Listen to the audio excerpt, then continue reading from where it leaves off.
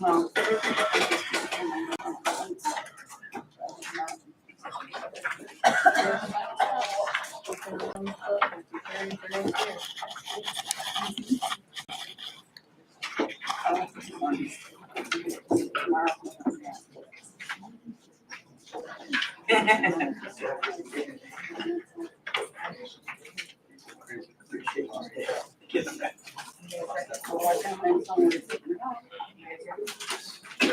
All right. Your motion to reconvene the open session. So moved. Motion by Vince Gillette, seconded by Gutierrez. All in favor? Aye. Aye. Five ayes. The time is 7:07.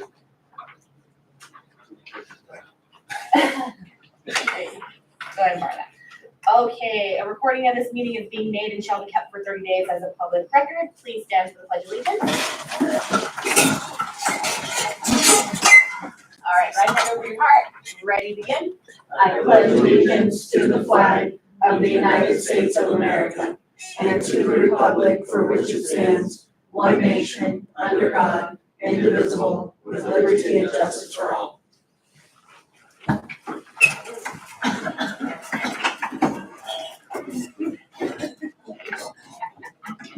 Okay, roll call. I'm here, Mario's here, Bob's here, Adrian's here, and Mr. Toy is here. Approve the agenda With the correction? with the correction. Do I have to tell you where it is? Yes. Okay, with the correction to page 6, personnel items. Mrs. Quintero Aguilera will be going to West Park rather than RES. As an office clerk rather than food service. Oh, I see that right Which one was that again? there. That's on page 6. Yep. And she's like right in the middle, Quintero. So, office clerk rather than food service to West Park.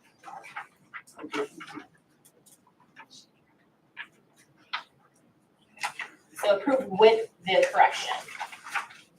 And who made a motion? Motion by Vince Gillette, seconded by? Seconded by Brendan. Any discussion from the board? No? Okay, all in favor? Aye. Thanks, guys. Okay. Reports and communications, RTA report.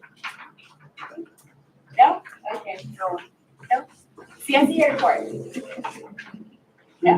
Okay. CBO report, Mr. Irving. Alrighty,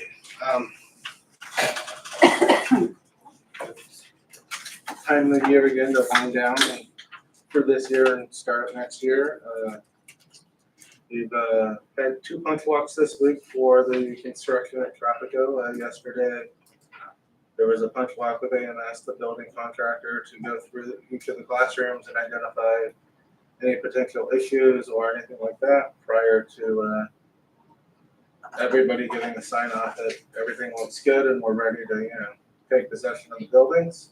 It was productive. It was, that one was nice. It was indoors. The air conditioning is working in the classrooms, so that's always a plus. I think we, gave them a lot to address, nothing major, a lot of, just to make sure that every room is, turnkey and fine-tuned as possible prior to students, having classes in there. And then this morning was the punch walk with Medallion, the general contractor, most of the site work and, the work outside of the buildings, to go over, anything the district has identified as, okay, we'd like this addressed. And same with our architect and all of our engineers and everybody else, the consultants that, provided work and, instruction for the project, for the landscaping, electrical, civil engineer to make sure, okay, the, slope of the grass is going correctly so that water will remediate in the proper direction as opposed to, create a kind of puddle in the middle, those kinds of things. So both were very productive. I had the opportunity to go through the rest of the campus, as opposed to just the newer part today as well, to see the work that is happening with the painting, so that the new paint is, starting to go down. There's a little bit more color than just primer and caulk, just everything's kind of light. So that work's proceeding fairly rapidly and it's looking good, so that, when everything is said and done for Tropico, that, it's a campus that is tied together and, aesthetically pleasing. The budget is on this week's this board meeting for adoption. It's the end of June, so need to have that done before July 1, so that everybody's happy. CDE and the county of, hey, Southern Cardin, where's your budget? So we'll have more updates on what is projected at this point for 24-25. Thank you. Thank you. And Assistant Superintendent of Instruction and Curriculum, Margaret. Yes, on behalf of Dr. Larry Mendez, who is at the PLC conference with 34 team members. Dr. Mendez and Dr. Fisher and I met to discuss the continued work with all of our teachers and administrators on teacher clarity for this next school year. Dr. Fisher gave us some dates and we'll be finalizing those with him.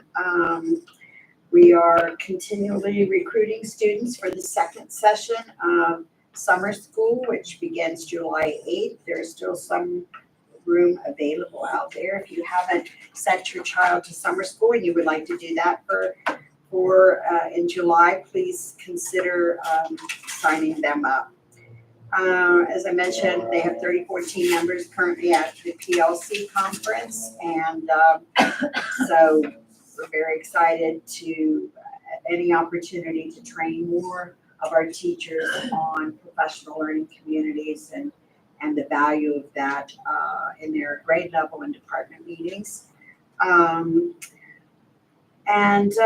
Pretty much the rest of his items are on the agenda at a later time, and I'll talk a little bit later about those. Okay, thank you. Okay, Assistant Superintendent of Special Education and Pupil Personnel, Ms. Taylor. Hello, everybody. So in our department right now, we're just working on finishing up our end of year reports. We have some due to county and state. We're also we currently have extended school year going on, as well as our social emotional learning activities on all our campuses. And other than that, we're just preparing for next school year. Right on. Thank you. All right, Associate Superintendent of Human Resources, Mrs. Harness. So HR is pretty busy. We are down to our final few positions to hire, which is pretty exciting, being where we started. And now the fun begins getting all that paperwork and everything in order, credentials and all that stuff for getting everybody set to begin the next school year. Our classified, there was some testing that was held last week and that's for any staff members that wish to change classifications. We'll be doing that again. I'm not sure that we have a specific date, but we also do that on an individual basis. We have, people that just say, hey, I want to try to do this. Okay, come on in. We have a little table. They just sit there and do that. So we'll be doing that all summer as well. So yeah, just getting everything ready for the next school year, and we hope that everybody's enjoying their time off. Thank you. Superintendent Support, Ms. Gaines. Okay, good evening, and I want to welcome everyone here with us this evening, and also parents and family members who are joining us from home. As I mentioned a minute ago, summer session 2 begins July 8th through the 26th, and there is still some room available for our students if they would like to attend the 4 hours of summer school. I'm hearing there's a lot of fun and learning going on this first session, so we welcome our students to come out. I also want to remind our parents that our Parent and Community Center is open 5 days a week now, from 9:30 in the morning till 5 in the evening. And we have a wonderful gal in there, Miss Elizabeth Castagnon, who is in there every day to answer any questions you have, show you around the Parent Community Center. Parents, if you're looking for summer reading for your kids, there are a lot of library books, new library books in the Parent Community Center that you can come in and just have your child pick one out or two. They're free. So we encourage all of our parents to just come and visit the Parent Center, and there's a lot of great things in there that I think you will find informative, and an opportunity for you to use computers if you need to. So please check out our Parent Community Center, 9:30 to 5, Monday through Friday. Tell Elizabeth I sent you in there. Okay, I want to thank our teachers, our admin, who are teaching summer school. I'm sure they had other things they could have been doing these past 3 weeks. All of our classified staff who are making sure the kids have nutrition and lunch and everybody's being taken care of. I really, really appreciate them giving up their time this during the summer to prioritize our kids, and it means a lot. And so just wanted to say thank you, and hopefully you'll get some time to also enjoy your summer. Yesterday I had the opportunity to meet with our new principal at Tropico Middle School, Dr. Debbie Keys, and the assistant principals, and everybody is getting anxious, to say the least, with the potential opening of those 28 classrooms. So they decided where everybody was gonna go on the campus, and it's exciting. It truly is exciting. So I can't wait for the teachers to see the classrooms, and I hope they like color. That's all I'm gonna say, is I hope they like color, because there's a lot of color in those rooms, but they're beautiful. They're really, really beautiful. So that's pretty much all I have for this evening. Thank you. Okay, board member communications, I'm gonna start with you, Lady Brendan. Okay, good evening everyone for joining us. I don't have too much. I just hope everyone is enjoying their summer, and for those of you that will be finishing up summer school, you too will get your chance to sleep. What does that even mean? Yeah, until the next session begins, July 8th. I also encourage you to stop by the Parent Community Center and maybe pick up some literature, use the, there's a lot of things available to parents, and so I hope they go and utilize that. Other than that, Thank you. Mr. Boyd. Recently, I had the opportunity to attend the Community Schools Conference in Hollywood with Ms. Hepburn as well. Really great things that they're doing at the community center, like Ms. Ringham mentioned. So looking to bring a lot of good programs with that angle. And that'll be really good for not only the students, but for the community as well, because those things are open to pretty much everybody. So I encourage people to check that out as well. And we're making really great progress. I'm sure Barb will talk more about the construction on the subcommittee communications portion, but I had the opportunity to do the walkthrough of Tropico this morning as well. It's looking fantastic, so I'm really excited about that when that gets open and expanded for that school. Mr. Nicolette. Okay. I have a pet peeve with folks who put notices or put things on Facebook and they sign anonymous, okay? I'm sure up here, most of us get, you might laugh, but it really is not funny, because there are people who are coming in to this district that are getting bad advice, getting bad information. And I want to put that out there is that if you can't, if you're not going to put your name down, then, you should, people shouldn't be listening to that advice. My advice is that call the school that you're going to and talk to the folks there. So I'm not, that's another thing that goes around, and so forth, maybe Mario will hit me about it. But we get, accused of, from the board's standpoint, of protecting certain students, certain class of students. I can tell everybody here that is not true. We do have certain procedures, certain rules, certain laws. And matter of fact, one of them that starts on July 1st, comes back, and still bites us with the discipline of students. But once those are cleared, then we take care of the issue. And for everybody to turn around and say that I go after a certain protected class, let me tell you what my crew gets when I do my football games, when my pregame is that they're here to play football, they're not here to play anything else. If they're not playing football, you hit them fast, you hit them early, and we'll, and if I have to write the report, I'll write the report.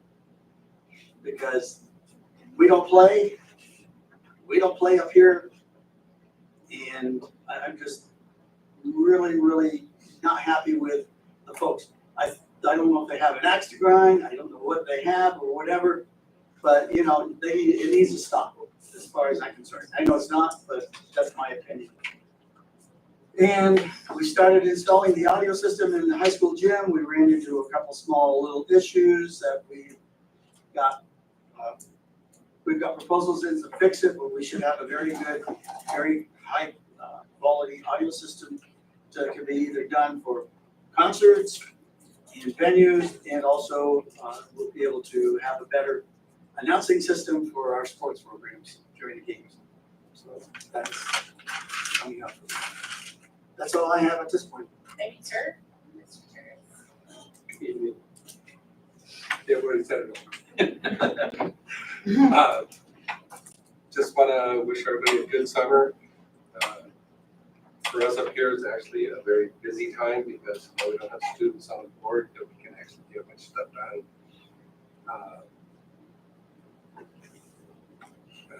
That's it. Everybody have a good summer. Right on, I love it.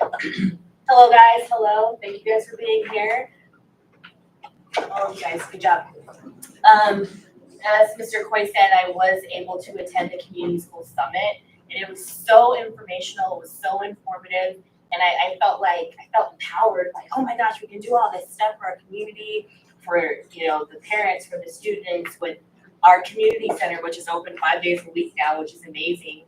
So it's a resource that we, the community, parents, students, tap into that. There's lots of resources there, and when you get surveys, respond to them. Tell us what's going on so we can actually help and, make this community better, because this is a special place, okay? I'm looking forward to the school year coming up. I'm very excited. What else? Let me think. I don't know. I'm sending my kid to the second session of summer school, both of them. So thank you, teachers who are doing all that. And that's all I have. Comments from the public? Wait. Subcommittee. Sorry. Excuse me. Subcommittee communication.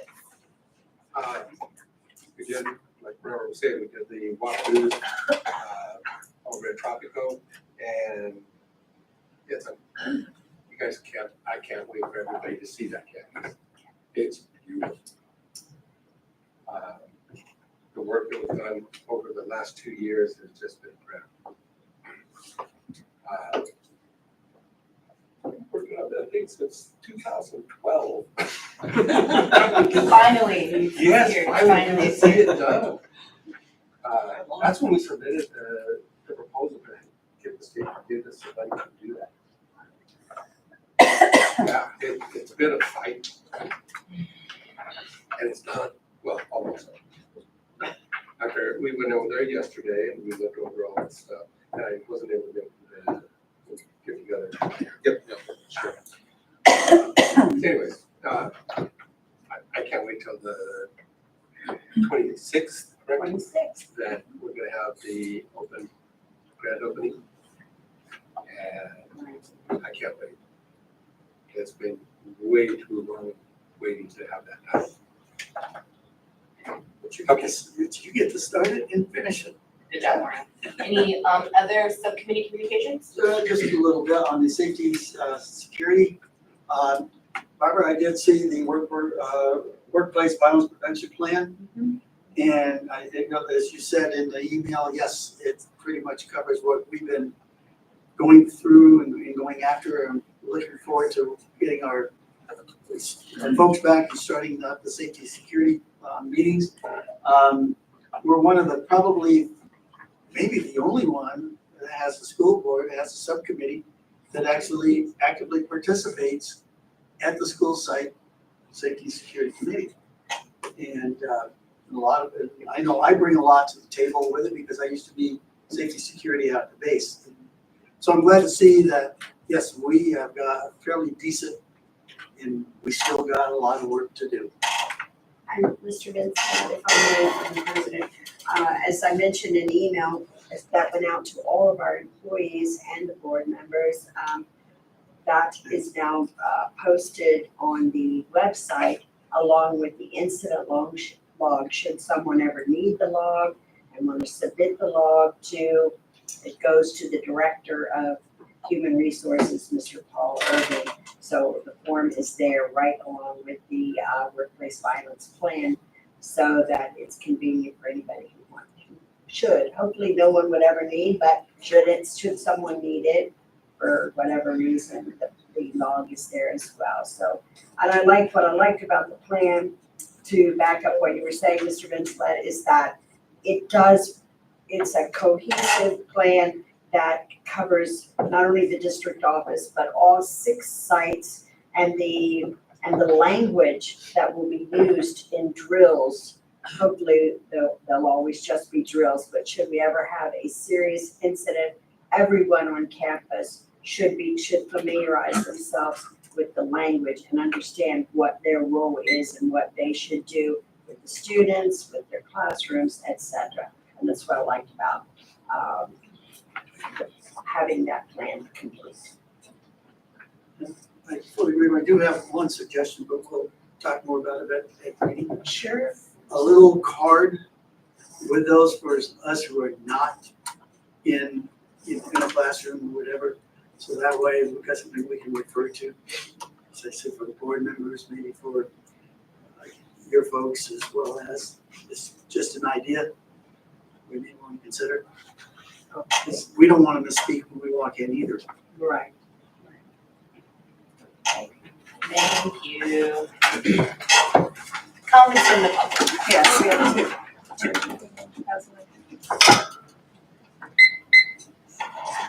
Okay, first up is Carl Nowicki. Wiki. Nowicki, sorry, I'm sorry. It's all right.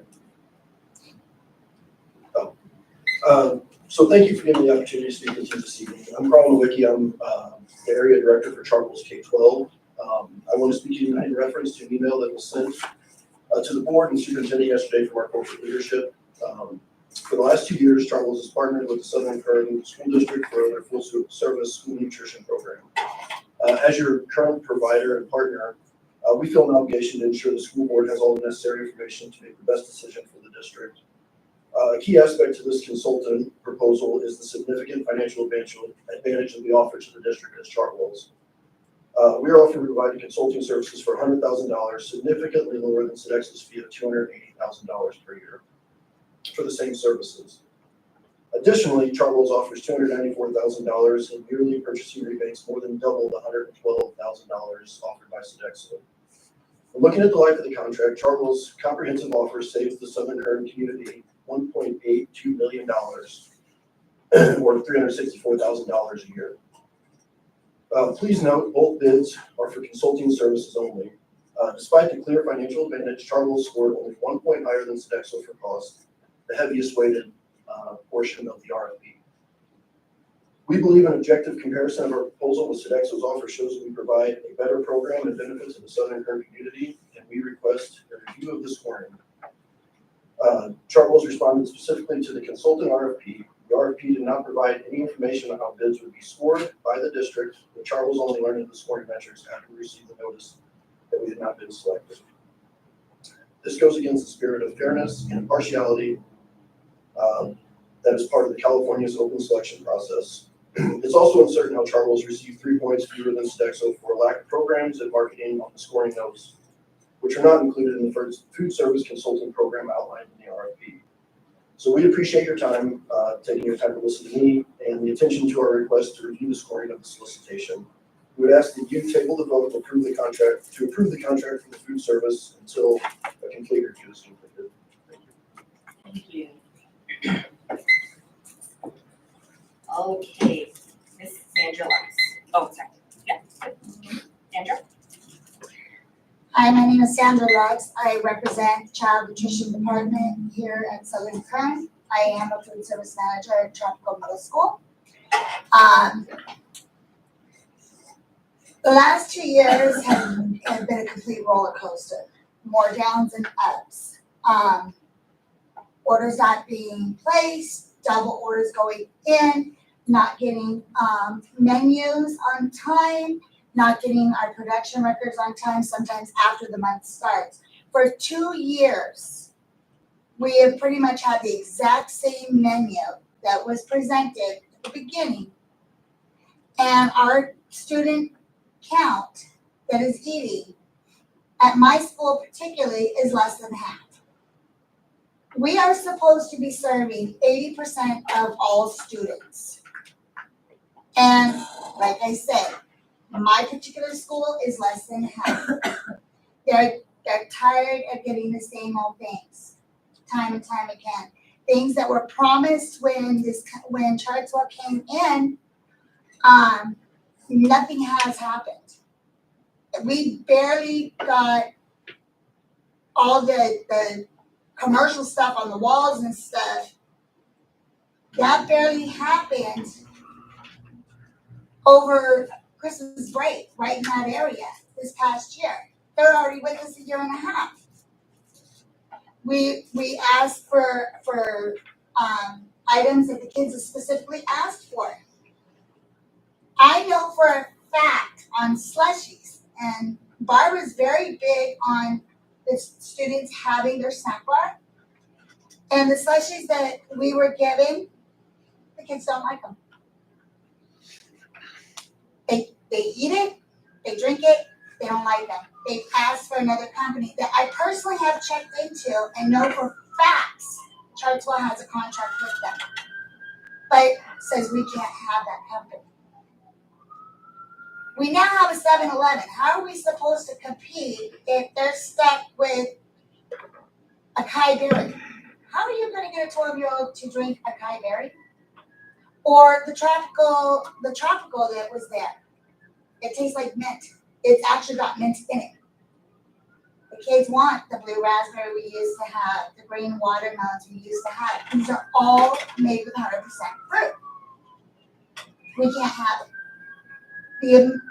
We were making burritos 3 times a week. Breakfast burritos 3 times a week. Same ingredient. They would have pancakes every week. The kids don't want to eat all that. I'm frustrated. I took the summer off. Sorry. Thank you. Thank you both. Okay, consent items A through B. Does anyone have any questions? And I actually do have a question.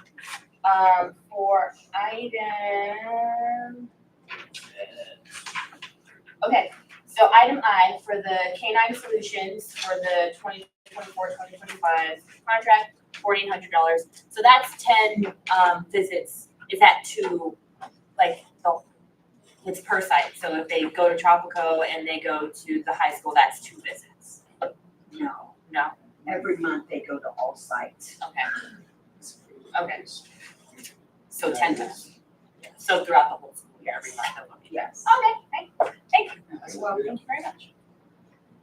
Any other questions for any of the consent items?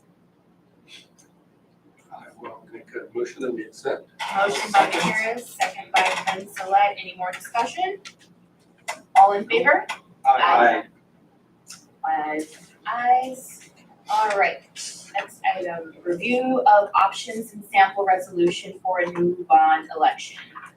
CFW representative.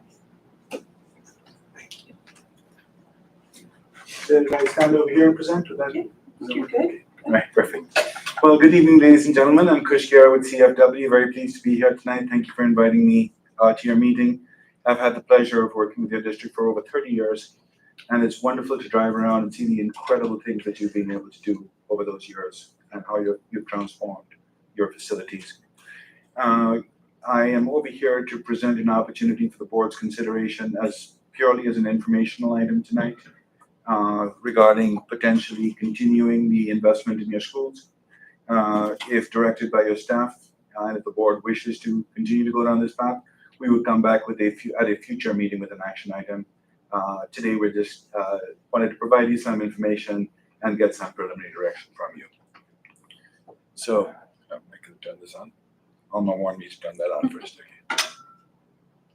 So this is way of background, ladies and gentlemen. Your community has always been supportive of the work that you've been doing, supportive of their schools. And you've, in the last 25 years, you've had 3 bond measures. In 2002, Measure H was about a $12 million bond measure. 2008, you passed a $24 million bond measure. And in 2014, about 10 years ago, was the last time you had gone to the community to seek a additional bond measure. And the community approved Measure D, about a $28.4 million bond measure. All of those funds have been used at this time, have been used towards the improvements that you're seeing. But I wanted to point out that it's not only just the local dollars that you've been used, you have done an incredible job of taking those dollars and leveraging dollars back from Sacramento and bringing dollars back from the state to match local dollars and to be able to invest in your schools and make those improvements. So it's my understanding that there are additional needs. The 2014 bond was never intended to take care of every need the district would have into perpetuity, and there are ongoing needs that you do have. Items that you could be looking at is, I know that our elementary schools are overcrowded, and there could be a need for additional elementary school facilities. I know that some of your schools are much newer, but the high school perhaps could use some improvements. There are some needs that the district has identified. And the last time I checked with Mr. Irving, he didn't have an extra $20 or $30 million lying around to be able to take care of those. Yeah. So on that basis, the staff sent us off to say, come back to the board with options and for their consideration. And if they want to proceed, great. And if not, the board is fully informed and they can come back and review this sometime in the future. So to work down that path, one of the first things you did was you went to your community and saw and had a survey completed by a separate firm. I believe either the last meeting or the meeting before, you were presented the results of the survey. The results of the survey were encouraging. What the survey basically said is the folks appreciate the work you're doing. They respect the work you're doing, and they understand that the board, the administration, the teachers, the staff are all doing a great job with the limited resources that you do have. They also did acknowledge that you do have an additional need for facilities, and that a majority, somewhere between, depending on how the question was asked, in the high 50s to somewhere in the 70% range of the folks surveyed said that they would be supported to continue to invest in your facilities. Why that's important is that survey didn't just go out to parents. That survey went out to likely voters, and a majority of the folks who are going to be voting in your election are not parents. They're not directly connected with their schools. Either they don't have kids yet, or their kids have gone through the school system, their grandkids have gone through the school system. So many of them are not directly connected. But some of them, most of them, still wish to continue to invest in your schools. The initial question tested at about a 70% level of support. After negative information was provided, and we all know that everyone's watching their dollars today, that level of support dropped into the mid to high 50s. You would need a 55% vote in order to be able to pass this bond. So the survey is completed, and that information was provided to the board. I'm over here to provide information today. If after this meeting, we were asked to come back with a resolution, we would then bring a resolution back to a future board meeting as an action item. And the step that the step that the board needs to take to actually effect a new bond election is to adopt a resolution calling an election. That must be done by the end of July or early August. That's about the timeline in order for you to be on the November 2024 ballot. There's no requirement for you to be on the November 2024 ballot. You could do a 26 election, 28 election. You could do it in sometime in the future as well. But the election must be done with a regularly scheduled election. So the board could choose to delay the election to sometime in the future. If the board does adopt a resolution, you can continue to disseminate factual information about the program. What will it do? How is it going to benefit my school? When is the election date? What is this going to cost me? You can continue to disseminate that kind of information, but the district cannot disseminate any information that advocates a position, either to support, vote yes, or vote no against the bond. You can just disseminate factual information and not encourage voters to vote one way or the other. In order to do that, just as you've done in the past, an independent campaign committee is set up consisting of volunteers from the community. They raise their own funds, and they then in turn can use social media. They can send out mailers, and they can advocate a position and encourage folks to support your measure and to cast their ballots. The county then conducts the election via mail ballots in polling places, and upon a successful election, the bonds are issued. So if the board were to call an election, and if the election were to be successful this November, it's usually about 3 or 4 months before the monies are available, which means that it would put you in early 2025 before you would have access to funds for your construction projects. So we've included a sample resolution in your board packet this evening because we wanted the board to have a chance to ask questions and review the basic contents of the resolution before they would possibly consider it in the future. And the resolution is many pages, and most of it is legalese that has to be there by law, that the board doesn't really have much control over what goes in there. But there are 3 components that the board absolutely controls. One is, what is the bond amount? How much are you going to ask the voters to support? Number 2, what is the ballot language? And that is the 75 words that the voters see when they go into the polling booth. There are some legal restrictions around it, but the board decides what that language is and how best to communicate with your community. And number 3, decide on the projects that need to be funded. So I'm going to cover these 3 items as we go along and give you a little bit more background, a little bit more detail.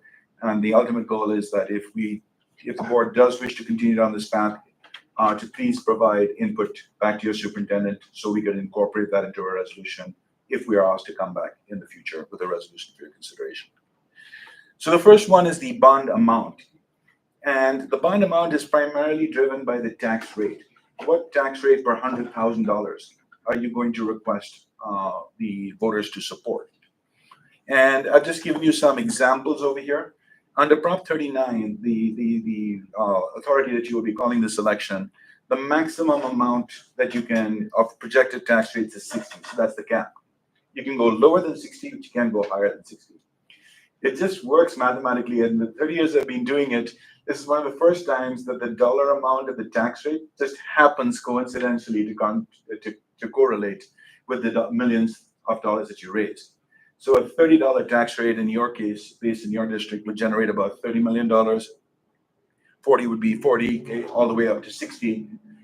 So you could determine a bond size anywhere in that range. You could even go lower. You could go with a $10 or $20 tax rate. But in talking with your staff, you probably couldn't do much with your facilities with $10 or $20 million, and the floor that we were asked to bring to you for your consideration was a minimum of $30 million. These tax rates were, someone may ask the question, so why wouldn't I go for the highest amount if I can legally do it? And in your district, that's what you may ultimately choose to do because you do have many needs over the last 10 years. There has been a lot of growth, and you do want to use those dollars to continue to leverage and bring back monies from the state. In your particular survey, when these tax rates were tested, there wasn't a lot of difference in the voter support for a $60 tax rate or a $50 tax rate or a $40 tax rate or a $30 tax rate. Those are some of the, actually there was two tax rates that were tested, the 30 and the 60. And there wasn't very much of a difference in those, in the total support. In all cases, there was somewhere in the high 50%, 57, 58% level of support that folks said, if that's what it's going to cost me, then I'm willing to invest in your schools. What did occur though is the intensity of the support at the lower tax rates was higher. So the people who said definitely yes, I will definitely support it, was higher in the $30. And the people who said I'll probably support it, when we add those two together, it's about the same. The total level of support, once again, is the high 50s, but the lower tax rates have a much more stronger intensity of support for those. What these means, folks, these dollars of $30 per 100,000, that's the way the law requires us to describe the tax rate. 100,000 of assessed valuation is not the same as market value.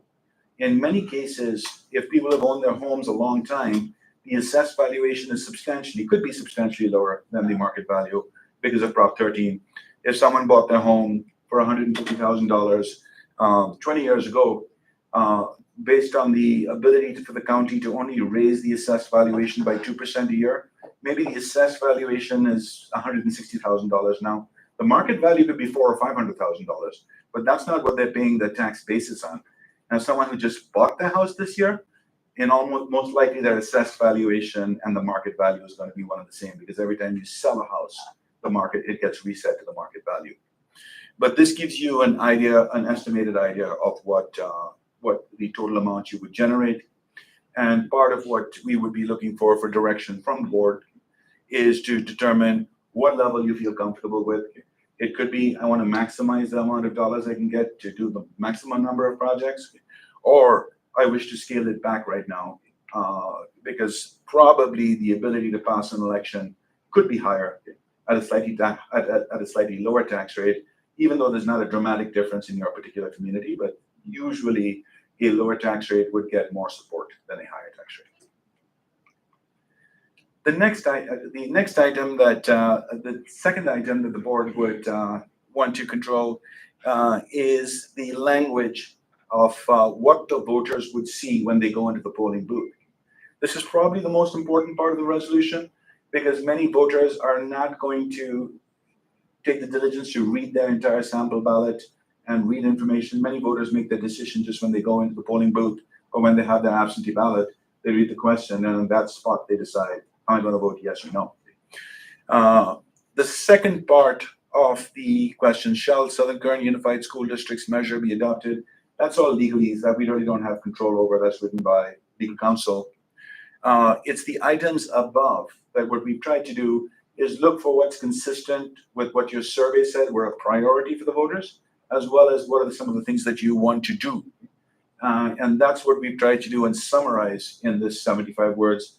We've taken a crack at writing it, but once again, the board would weigh in to see if there is different language that they would want to use. I know it sounds clumsy. I know it's like a run-on sounding sentence, but it has to be a single question limited to 75 words. That's the maximum amount of that you can indicate in there. And once again, the second part is mainly legalese. But this would be the second item that we would be seeking input from the board should we come back with a resolution for an action item in the future. The last item that's part of the resolution is the proposed project list. While the prior page is just a summary, it cannot cover within, I know it's 75 words, but literally we only have half of 75 words because the rest is legalese. We can't communicate to the voters everything we intend to do. However, there has to be a project list that the board publishes in the voter pamphlet saying, if the voters approve this bond, these are some of the projects that we could be spending monies on. This project list is quite intensive. It covers many projects. You're probably not going to get through all of this with $60 million. However, if it's not on the project list, you can't do it. So we want to try and keep the project list as broad as possible because the bonds will be issued over many years. Priorities may change over time. And we want to give flexibility to the board in the future to be able to complete some of these projects. We've worked with your staff to try and see as best as we can to try and make it broad enough to capture all your priorities. It absolutely does permit the construction of additional classrooms. It does permit the construction of a new school, and those are items that we can cover.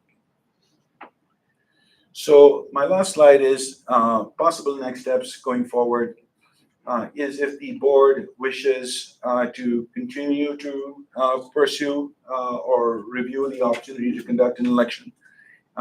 We would take comments that you provide to your staff, incorporate them into a resolution, and bring it back to your July board meeting for possible action at that meeting.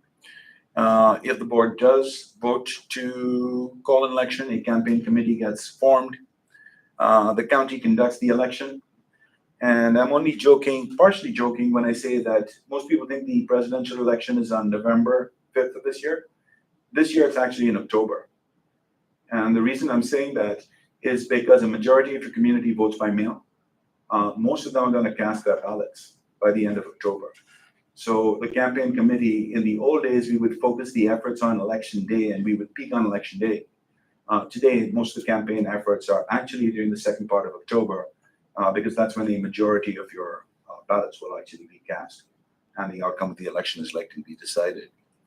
And then, as I mentioned, upon a successful election, we can issue bonds, and the bonds will be issued in series, just like they have in the past. You won't get all $60 million up front. The board controls how much you sell up front, how much you expect that you can spend. There are certain spend down requirements. That's not, the resolution doesn't say how many series of bonds or when you're going to sell them. The resolution says, how much are you going to sell? What will you spend the monies on? And what is the specific question that you want voters to vote on? Those are the three items.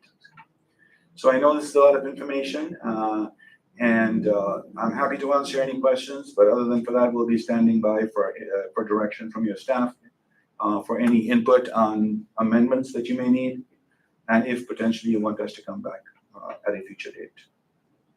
So happy to answer any questions. I don't know if it's a question for you, Coach, but like you said, you know, we get asked for 30 or 60. Like, how do we find that happy medium as to like what we could be potentially using it for? Like, hey, is 40 enough? Is 30 enough? Like, how do we figure that out? I guess maybe that's a question for you, Robert. I'm not sure. To be honest, I'm not sure either. As somebody who doesn't live in the community, I'm not going to pretend I have the pulse of what people, you know, are willing to pay for their, you know, property tax here. Well, I can tell you, because I have been on all three of those bonds that we did. Honestly, I would go for the 60 because you don't sell all 60 at once. You sell what you need to do a project, get the project finished. If you need to get some more stuff done, you have that money. Like, it's almost like having a savings account, and then you sell it as you need it. And depending on the market value, when you sell it, the actual interest that you're going to have to pay during that time. Like, we have resold bonds that we had sold already to get a better interest rate on them. We've done it twice, I think. Yes, sir. And we're able to save the community about $10 per 100,000 after we selling the bonds again. So there's a lot of factors that are involved in it. So honestly, I go for the full 60, and you sell what you need when you need it. I mean, I'd rather sell, or I should say, ask for all of it, and because we've already, I mean, when we got the first one, we used that up so fast, getting the West Park was the first one that we ran, so you get West Park done. The second one, we built the gymnasium at Tropico and did some improvements with that. And I'm trying to remember, there was another project that we did along with that. And then the last one we ran was to be able to build the Roseman Elementary. If I may add to that, Ms. Hepburn, I agree absolutely with Mr. Gutierrez. I think especially since the community, they aren't tax, they trust you with the money and they aren't that tax rate sensitive. It may be best to ask for enough to get the job done. To specifically answer your question, while we don't have a detailed plan, we've been having some discussions with your staff and as to what the costs may be and whether even if the board were to go with the maximum amount, would there be projects that could be identified or are identified to do that? If a new school is constructed, unfortunately, school construction today is a lot more expensive than it was 10 or 12 years ago. A good chunk, a majority of the dollars would probably be subsumed by constructing a new school, somewhere in the $35 million to $40 million range. The improvements at the high school and some of the remaining projects, it appears that there would be clearly a need and possibly even more should the district have it. The typical process would be to identify what the projects are. The voters want to know, okay, what are you going to do with the money? And we do have to have projects identified. But specifically, the sequencing and the prioritization of projects and so on and so forth occur typically after the bond measure is successful. And that's when the board makes a decision. I want project X first, project Y second, and so on and so forth. And part of what this district has been very successful in doing is you identify where there's an opportunity to bring money back from Sacramento, and you often prioritize those projects first, because if I can get $1 back for every dollar I generate locally, let me deal with those projects first to capture as many dollars back as I can. So perhaps that answers your question, ma'am? Yes, it does. Thank you. I'm gonna add a little bit to it. I was on the board the first time with Mario, Yes. when we passed the one for West Park. And I'm gonna tell, when we had a election forum for the election, we got asked, everybody on that, asked, would we are we gonna go for a bond? Okay, and so forth. My answer was, if the ducks are in a row, I would support a bond. Well, the thing came back is, Vincent says the ducks are in a row, we need the bond, and we got it. That's part of it. But people out there are going to be a little dicey with it, but I'm hoping with what we have up here at this dais, people are going to trust that we're going to do the job. They should, because we've already proven we can do that job. So go for it. Thank you. Thank you, Kush. Thank you very much. Okay, next item. Approval of award of contract to Sodexo for food service consulting and purchasing company for the 2024-2025 school year, RFP 23-24-1301 in the amount of $1,329,050. Mr. Urban. Alrighty, it's my recommendation to the board that they approve this contract. We've had services for Chartwell's, we've had services for Sodexo, and I think it's a better move moving forward. Do I hear a motion? I'll make the motion. I'll second. Motion by Tara, second by Vincelette. Any discussion? No? All in favor? Aye. All right, next, board goals for the 2024-2025 school year. Ms. Gates. Yes, board members, this is on there as informational this evening on July 16th at our next board meeting. We placed it on there this evening to give the board members some time to sort of ruminate and think with everything going on, what you would like to see myself and my cabinet team focus on for the 24-25 school year. And so on July 16th, in open session, I will be asking for those goals and,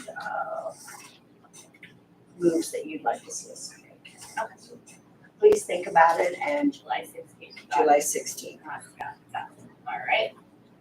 Okay, item D, discuss banning student cell phone use on campus. That's me. Hey guys, how's it going?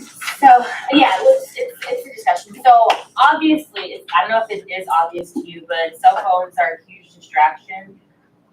These kids are starting stuff on their phones. By that, I mean, we see a lot of expulsions, and a root of the cause is cell phones, it's social media, it's recording things, it's carrying on in school. These kids are distracted, they're not engaging with each other, and we need to discuss if they should be allowed to use their phones in school, and how we should kind of go about that. Yeah. So, floor's open for discussion. I am going to add to that. I do substitute at ABU High School District. And I've had a lot of issues in the classroom with students in the cell phone. At one time I had to call the security to come in because the two young ladies were not just ignoring me, they just went off into a little corner where I couldn't see them. And there they were doing is they were on their cell phone, they were plugging it in and do this. I have had to, there's very little discipline we can do because they did get removed from the classroom for about 10 minutes by security, and next thing you know, they're right back in because all they did was talk to them. So, yes, I would agree with Sunny, we need to do that. I just saw an item from the Los Angeles school board has approved LAUSD. has approved to ban cell phones on all campuses, saying that devices distract students from learning, and it does. Leads to anxiety, allows cyberbullying, and we've seen it at the, not only in this district, but in the other district. We've got to address it. A lot of places are going to do that. There is, I also read in another article, the state of California is driving towards passing a law to allow us to do that. I think what we need to do is write a policy. We've got a couple of sample policies, but they don't talk about cell phones directly. So I would like to suggest that the policy committee, policy committee puts together and because it does have to have 3 readings and open to discussion from everybody that's going down. Now, we know there's going to be pushback, and that's to be expected. But the one department that I thought I would see a lot of pushback from, never came. I did ask. Did I not, Cheryl? You did. So no pushback from the special ed side of the house, so we can definitely start looking at it. I think it is important, and like I'm a parent, I have a child, I have kids at multiple campuses, and as a parent, like my concern is like, oh, well, I need to get hold of my child, like what if this, or what if they need me? And I think we need to put into place certain situations, like, hey, if you need to use your phone, you need to go to the office or talk to your teacher, or gain access. You need to figure out how we'll lock away the phones and figure that situation out. But back in my day, we didn't have cell phones. I went to the office to call my mom when there was a situation. We have phones on campus. We don't have cell phones, real cell phones. Right? We and the kids rely on the phones and are addicted to the phones because everything's in their hand, like so many different tools they have in their hand, and they need to be focused. They need to focus on what's going on in school with their teachers, and the phone is a huge distraction. So it needs to happen. So I'm on board with coming up with a policy. and figuring out what'll work best for our community and our students here, so they can actually be engaged and be high school kids and not have drama and stress and all kinds of things on the phones during school.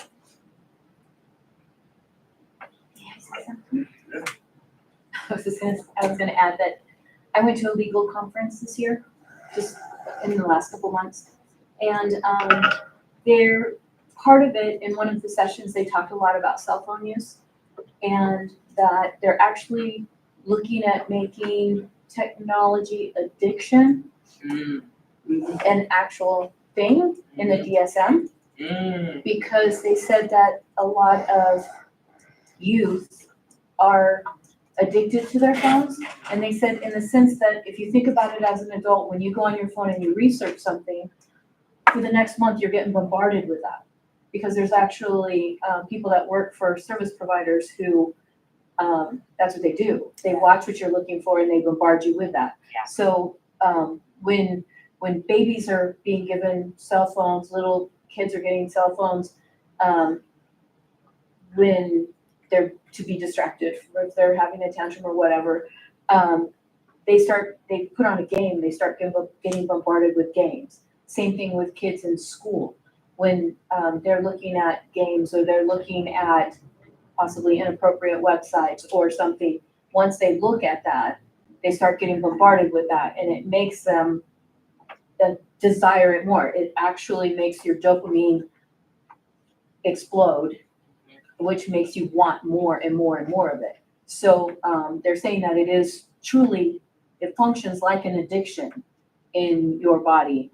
And they said that some schools have banned cell phones and that their assessment scores went significantly up because it caused students to pay more attention to what they're supposed to be paying attention to, opposed to having to constantly look at their phone. Yeah, even when they're putting it away, yes, they might be hiding it on a desk, whatever, but a lot of kids, they just can't control it. Yeah. So. It's an addiction. And with the advent of AI coming down, both of us are probably, are technologists, especially instructional technology. We see some danger with that, even with cell phones. And I'm basically going to tell you, it's going to allow for cheating. And there's a lot of things that, yeah, it allows for cheating. Well, cell phones do, but it's going to get worse. And you're not going to know what is real and what is not. When electronic imaging, like photo photography, first came out, it became a serious issue with judges who finally said, we're not accepting any electronic, because people were going in and dealing with that by making changes, like erasing a stop sign that's there and so forth. So they just wouldn't accept it anymore. But the National Standards Institute, which I represented the Army on, we came up with a watermarking. And I just learned the other day that there are several companies out there that are looking at to be able to help identify what is real and what is not with AI. So it's being looked at, but we also need to have Brandon and I have talked about it briefly. We haven't talked about it in detail. We may ask to have a subcommittee for AI, just strictly for AI. Okay. All right. One thing I would mention about regarding the cell phones, not to just pile on, but I have had teachers approach me and ask me to take action on this, to help them in the classroom, help them manage the classroom. I've also heard, some negative things from parents and other people. I'm a parent as well in this district. So it is definitely something to consider, but when you look at things like academic achievement, there's been studies, this is shown that it's a detriment to our children, not only their social emotional well-being, but academic achievement, like I just said. And then there's an interesting study, because this is a lot of anxiety. Oh my gosh, they might take my phone. There was a recent study, you could look it up, that showed that teenagers were asked, what happened if you got your phone taken away? It's the end of the world. Well, what happened if everyone got their phone taken away? they actually were mostly okay with it in the majority because it's keeping up with the Joneses. It's like everybody else has it. I don't want to be the one without it. So I don't, I know there are some different discussions with regards to the AI and stuff, what's coming, we can look into that. But currently, there are applications on your phone specifically for mathematics where you can point it, you don't even have to take a picture, point it, and it solves it, gives you the answer immediately at the question. So these are things that are already being used, and I just don't really see, I see some benefits of having them for communication with families and things like that, but I also see that as a distraction as well, taking away from instructional minutes. So it's definitely something to discuss. Just for that. What do you guys think? Me personally? Yeah. I believe cell phones should not be with children, period. They've completely lost, imagination. They use the phone to think for them. They don't think for themselves. And this is our future. So I don't want AI running my country because that's all these students know. Yes. So I think, and I support the banning of cell phones in classrooms, but I think the only pushback from the parents that you'll get is their concern for safety. And I think maybe the best way to probably go around that is if the teacher had like a box where all the cell phones went in at the start of class and they stayed there until the end. Glad you brought that up. We have a device here that will lock your cell phone away. I'm on the next item. Oh, Hey. so we'll get it. You got another- But with regards to that, if I could make a comment, because my daughter brings her cell phone to school. She's a senior next year. When their lockdowns have occurred, what's going on, she doesn't know what's going on. I'm outside, I say, oh, I see this and that. I understand that same sentiment. So that's definitely something that I see as well, but do the benefits outweigh the cons? And then also our safety plans that we've already passed for our school sites require we lock the doors and turn out the lights. We don't want to see a bunch of little lights in the rooms that are locked and closed because there they are. So that's potentially an additional safety concern if we do give them the phones during that period. Go ahead. Well, with the safety concern, we all as parents have our phones as well. I mean, we get notifications before things even happen. You know what I mean? Like, so I think that if their phones are locked away somehow, and as quickly as this stuff happens and information gets spread around, we're gonna find out that something is going on. Yeah, and we're working on those things as well as part of the safety. But here's another thing too, and this will come down to, it doesn't matter if you get a phone call. Once the police set up a parameter, you're going nowhere. You're not gonna be able to get in. The kids are not gonna get out until the issue is solved. Yes, there are concerns with that, and we understand that. And, when I was out at the base, I got caught in the middle of lockdowns and so forth. And I'm looking down an M16, okay, because it wasn't supposed to be out. So the point that I'm making is, I know about it. We know about it, we know that we're trying to address it. And it's not gonna be something easy. One of the things that we're looking at is how we can get the notification to the parent quickly. So. Yeah. I mean, we all, word of mouth, I mean, you, Facebook out here is. And. Yeah. The town crier is Facebook. If I start something with word of mouth with Adrian, it goes all the way around the room. It will not be the same thing that I said right there, so you see why. As we've seen on posts online or Facebook before, when my kid said that there was somebody with a gun, that's not remotely what happened. Yeah. Well, the truth of the matter is during those periods of time, that's a significant emotional event, and we want to be able to contact our children. But do we trade that for them not achieving academically or having social emotional issues, bullying, cyberbullying, et cetera, et cetera?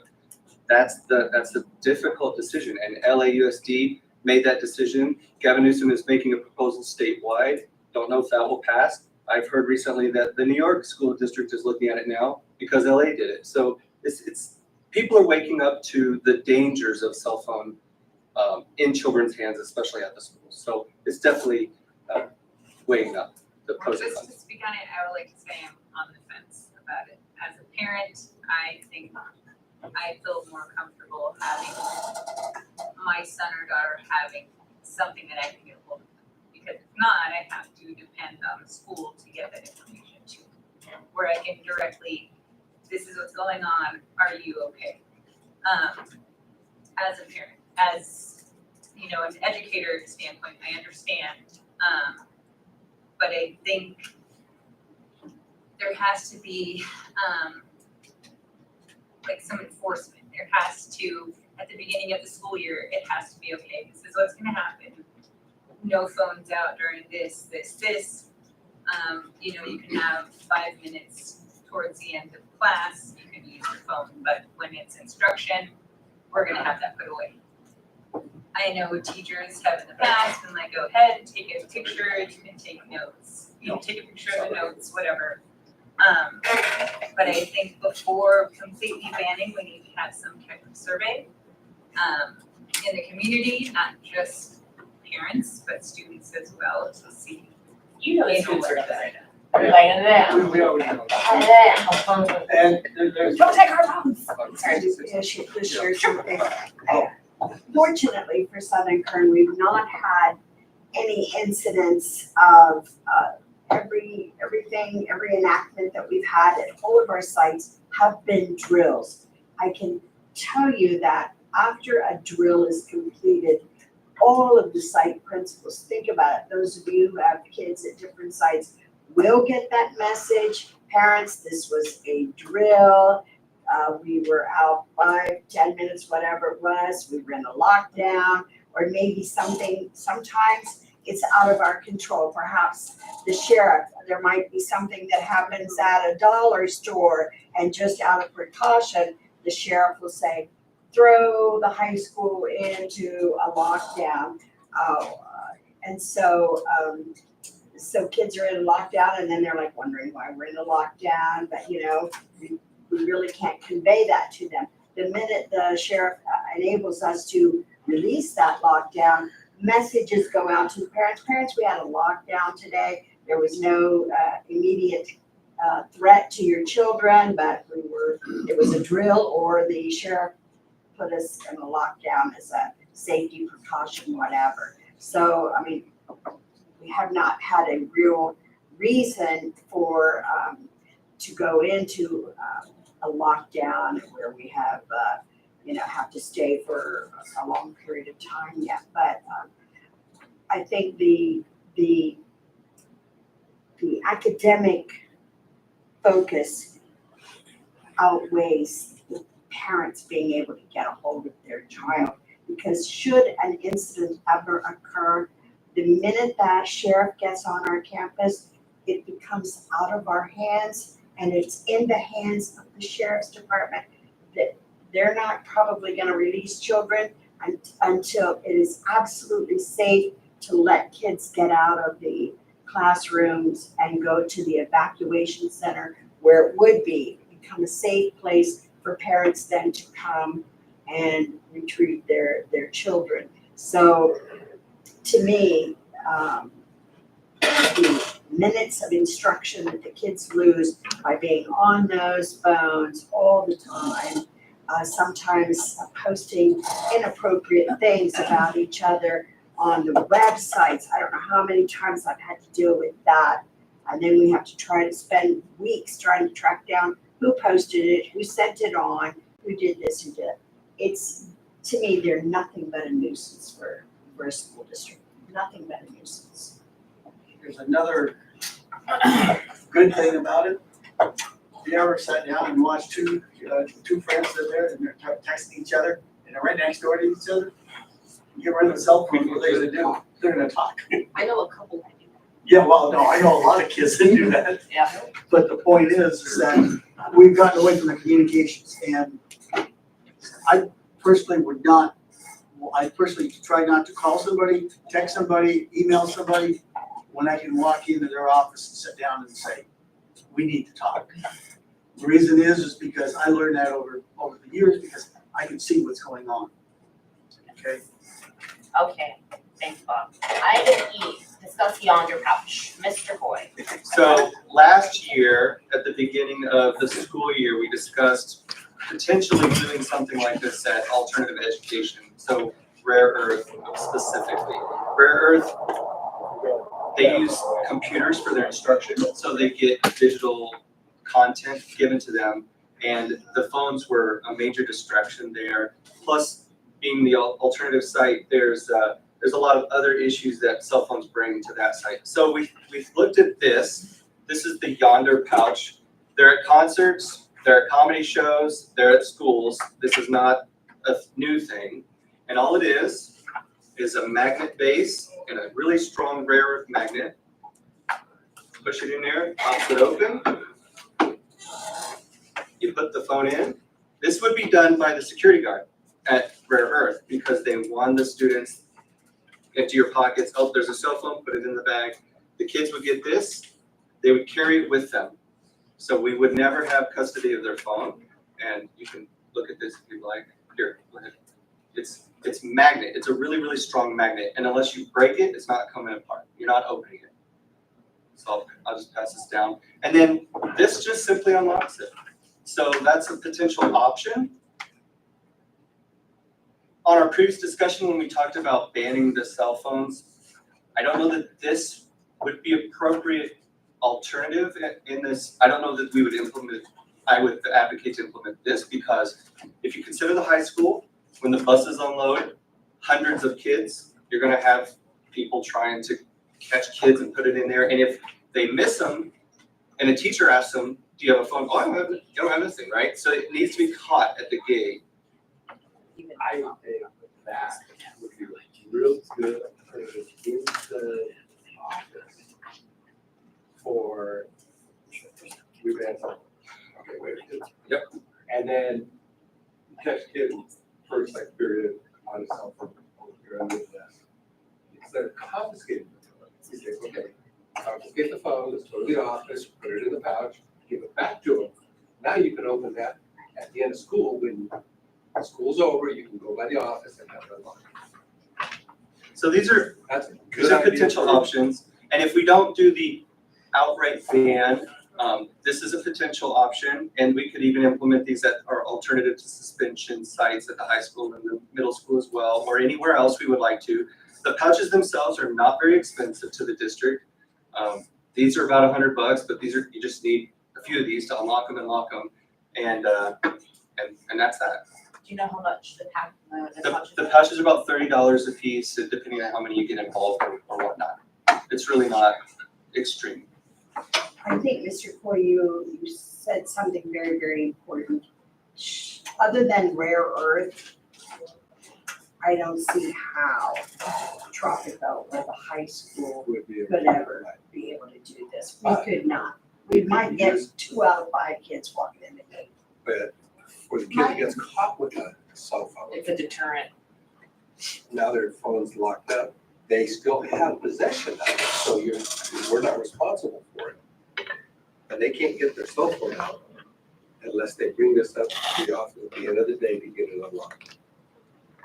I like the pouch only as the. Oh, so you're saying if we were to ban it, they would expect it not to bring it at all, but if we caught them, we'd put it in that. Yeah, for like, hey, don't use your phone, put it away, and it's like, That's a good idea. Timmy's on his phone, it's like, oh, Timmy. Disciplinary tool. Yeah.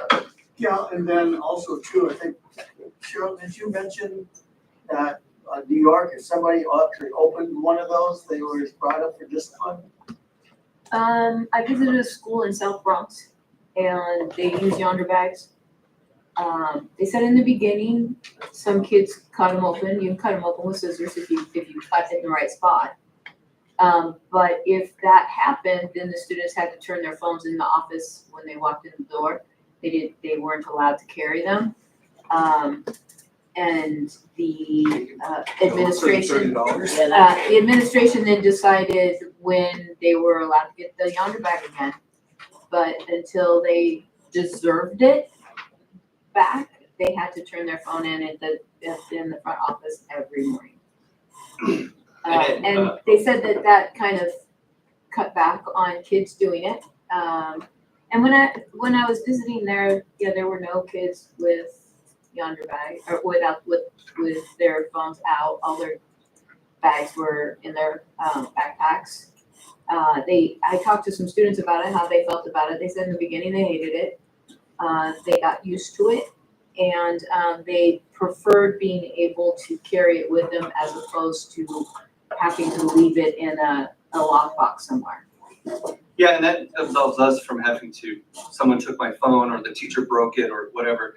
The other thing is, the kids that would break into this, I mean, who would they text? Because everyone else is locked. You'd have to, it wouldn't be that interesting. I'll just show you how it unlocks. It's really simple. We all touched it, so then you just touch this, and that's it. And now the phone's up. So it's pretty quick, pretty easy, but it's just an option. And I like what you were saying as well. Ultra. Yes. So my concern with that is you've got 30 kids, they're all riding the same bus. Who's missing their bus waiting to get those unlocked? Well, they shouldn't have brought their phone in the first place.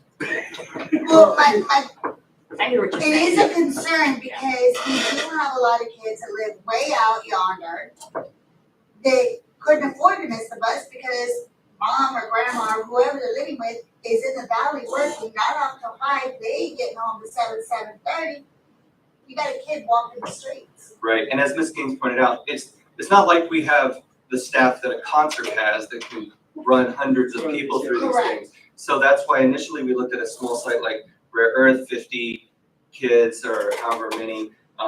But this is definitely an option, but I see exactly what you're saying. And that's why personally, I actually don't think these would be good district-wide. Maybe in some cases like you mentioned, Mario, or in some specific sites. But if we did decide to just do the ban outright, then we probably wouldn't use these like at Rare Earth. We would just have a ban, and then maybe if they get caught or something. So those are all. Yeah, we have to obviously weigh all the options and you said, need to survey as well. To figure out how we can actually implement this and enforce it and what might work best for each site. I mean, not obviously, but I don't feel like cell phones are quite the issue in the elementary level. Like some of them have phones, but it's not as serious until it gets to middle school when they get on social media, when they're starting to do other things on the phone. So it's a big decision. We're not making any decisions right now, but we'll be figuring something out. Another way that we can find, catch the cell phones going through, something I've talked about for a while, the safety security, is the portable metal detectors. They're gonna set them off. So then we're gonna know if the student has got it on them and whatever, and then we need to address that in that kind of a manner as well. Yeah, the pouch would probably be the correct way. That's all I have. Thank you, Mr. Coyle. All right, next item. Discussion to revise the biannual review of the BB 9270 conflict of interest code. Ms. Gaines. Okay, board members, if you'll turn to page 177, this is, this bylaw covers the Form 700 and the conflict of interest code. If you attended the ethics training recently, conflict of interest was discussed. We're not saying that we need to make any changes to this, but review this, look it over, and if you see that there may be something that you would like to, that we need to. 178. 177, well, actually, yeah, 178 is where it starts. We could certainly make some changes to our conflict of interest bylaw, but we don't have to. So look it over, and if there's anything that you look a little hinky, we'll bring it back. Yes. Okay. You all fill it out every year. Form 700 as a board member is a pretty common thing.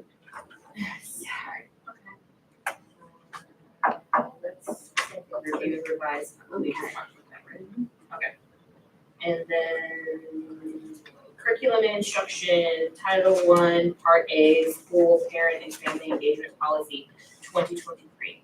Yes, on behalf of Dr. Mendez, page 184, this is an action item. This is the 2023 to current parent and family engagement policy. We believe that it is good to go for your approval tonight, and this is an action item. Do I hear a motion? Motion by Gutierrez, second by Vince-Let. Any discussion? All in favor? Aye. 5 ayes. All right, next item, English Learner Master Plan 2023 to current. Page 189, board members. Probably already have seen this. Southern Turn Unified School District Master Plan for English Learners. This is an extensive, comprehensive plan, meeting the state requirements in how we educate our English learners. And this is ready for you to take action on as well. I will make a motion. Motion by Gutierrez, second by Vince-Let. Any discussion? All in favor? Aye. All right, approved ethnic study course was previously approved by the board on April 10th, 2024. Yes, ma'am. And this has to be, the reason you're seeing this again, board, is that it has to be brought back for a second time in case there's anyone who would like to make a comment on our ethnic studies course. It's just, you need to recess into a public hearing, and then if not, then you can approve again. Do I have to make a motion for recess? I will make a motion to recess. Motion for recess by Gutierrez, seconded by Vince-Let. All in favor? Aye. So I'm almost done with the book. I've got like 40 more pages, and boy, oh boy. It's good. It's It is very good. interesting. It's just to learn about like how all these people migrated over and the dramatics and the trauma Yeah. but it's very informative, and if you don't learn from the past, you gotta know. It's 8:34. I'm so sorry, 8:34. I just want to get in there,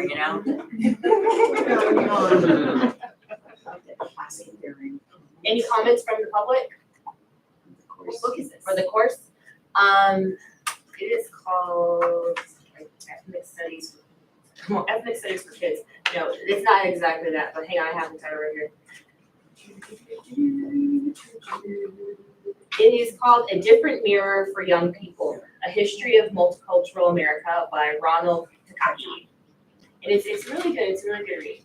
It's a good read. It's Everybody should read it. it's a lot, and it's like, wow. And you might say, we're introducing ethnic studies this year to our incoming freshmen. It's a 1-semester course by, I believe, 2028, Mario, correct me if I'm wrong. All students in high school will have to have completed that. So thanks to Dr. Mendez, and he had a really phenomenal committee, including Mr. Gutierrez and other parents, and we are a little bit ahead of the game, and we like to be ahead of the game, but they like that book, and there are other districts in Kern that are also stepping out this year with a pilot program. We're not piloting it, we're introducing it to all freshmen. 1 semester of ethnic studies, and then they'll rotate that with 1 semester of health.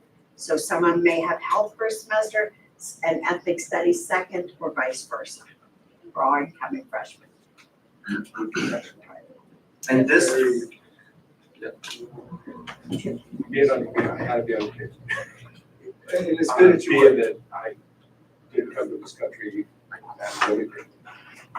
And I wanted to make sure that it wasn't a very biased type of, because you hear a lot of stuff about you know, there's different things that are very biased. And after doing we did a lot of research on stuff. We put together a program that will be, I think, very helpful for kids who are not only new to the country, but have a diverse background. And so they can see that you don't have to be in the shell. And that's the big problem that people would like to be on the shell. All this stuff, yeah, I'm gonna stay in my little bubble over here. It's like, no, everybody's gotta be out there. So And maybe that's be what- protected, but you gotta. Yeah. So that's one of the things that we wanted the program to do, to show everybody that, hey, this is who you are, and this is where you can go. This is what, but it's like, this is life. This is how this country was That's how it's created. created. This is like, you know, like it's diverse. Like you don't want to admit it's diverse. It's very diverse. People have come in from all over the place, and you know, stuff happened. Yeah, right. And then so people unfortunately learn things that they shouldn't. Any more public comments? Move that we go back into. All right, Mr. Gallant. And second by Terrace 838. Terrace, all in favor? Aye. Second opposed. 838. Okay, do we have to vote on that? No? Just open. vote. Yes, no, sorry, do you vote on it? I forgot to have a little box on the bottom. Okay, But yes. so to approve, the ethnic studies course, do I hear a motion to approve? Move. Moved by Terrace, oh God. Move by Bensalette. Bensalette and Gutierrez, got it. All in favor? Aye. Okay. Business and operations, informational, California School Dashboard, local performance indicators, Mr. Wexler.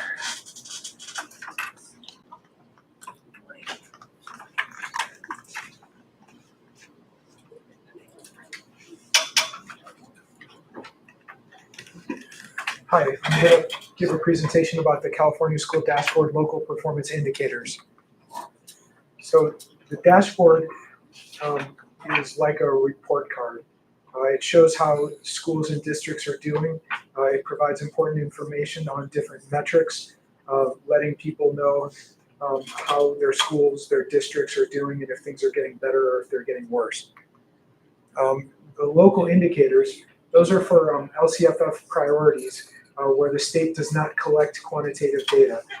In this case, the district collects its own data and does a self-assessment and publishes its write-up to the dashboard. So we talked about the dashboard at the last meeting. So the top 7 metrics, those are provided by the state. The state has quantitative data about chronic absenteeism and suspension rate. So the state publishes those on our dashboard. But the bottom 5, those are the local performance indicators. That's what I'm going to be talking about today. For these, we do our own data collection and our own self-assessment, and we publish these to the dashboard.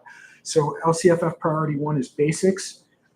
Priority 2 is implementation of academic standards. Priority 3 is parent and family engagement.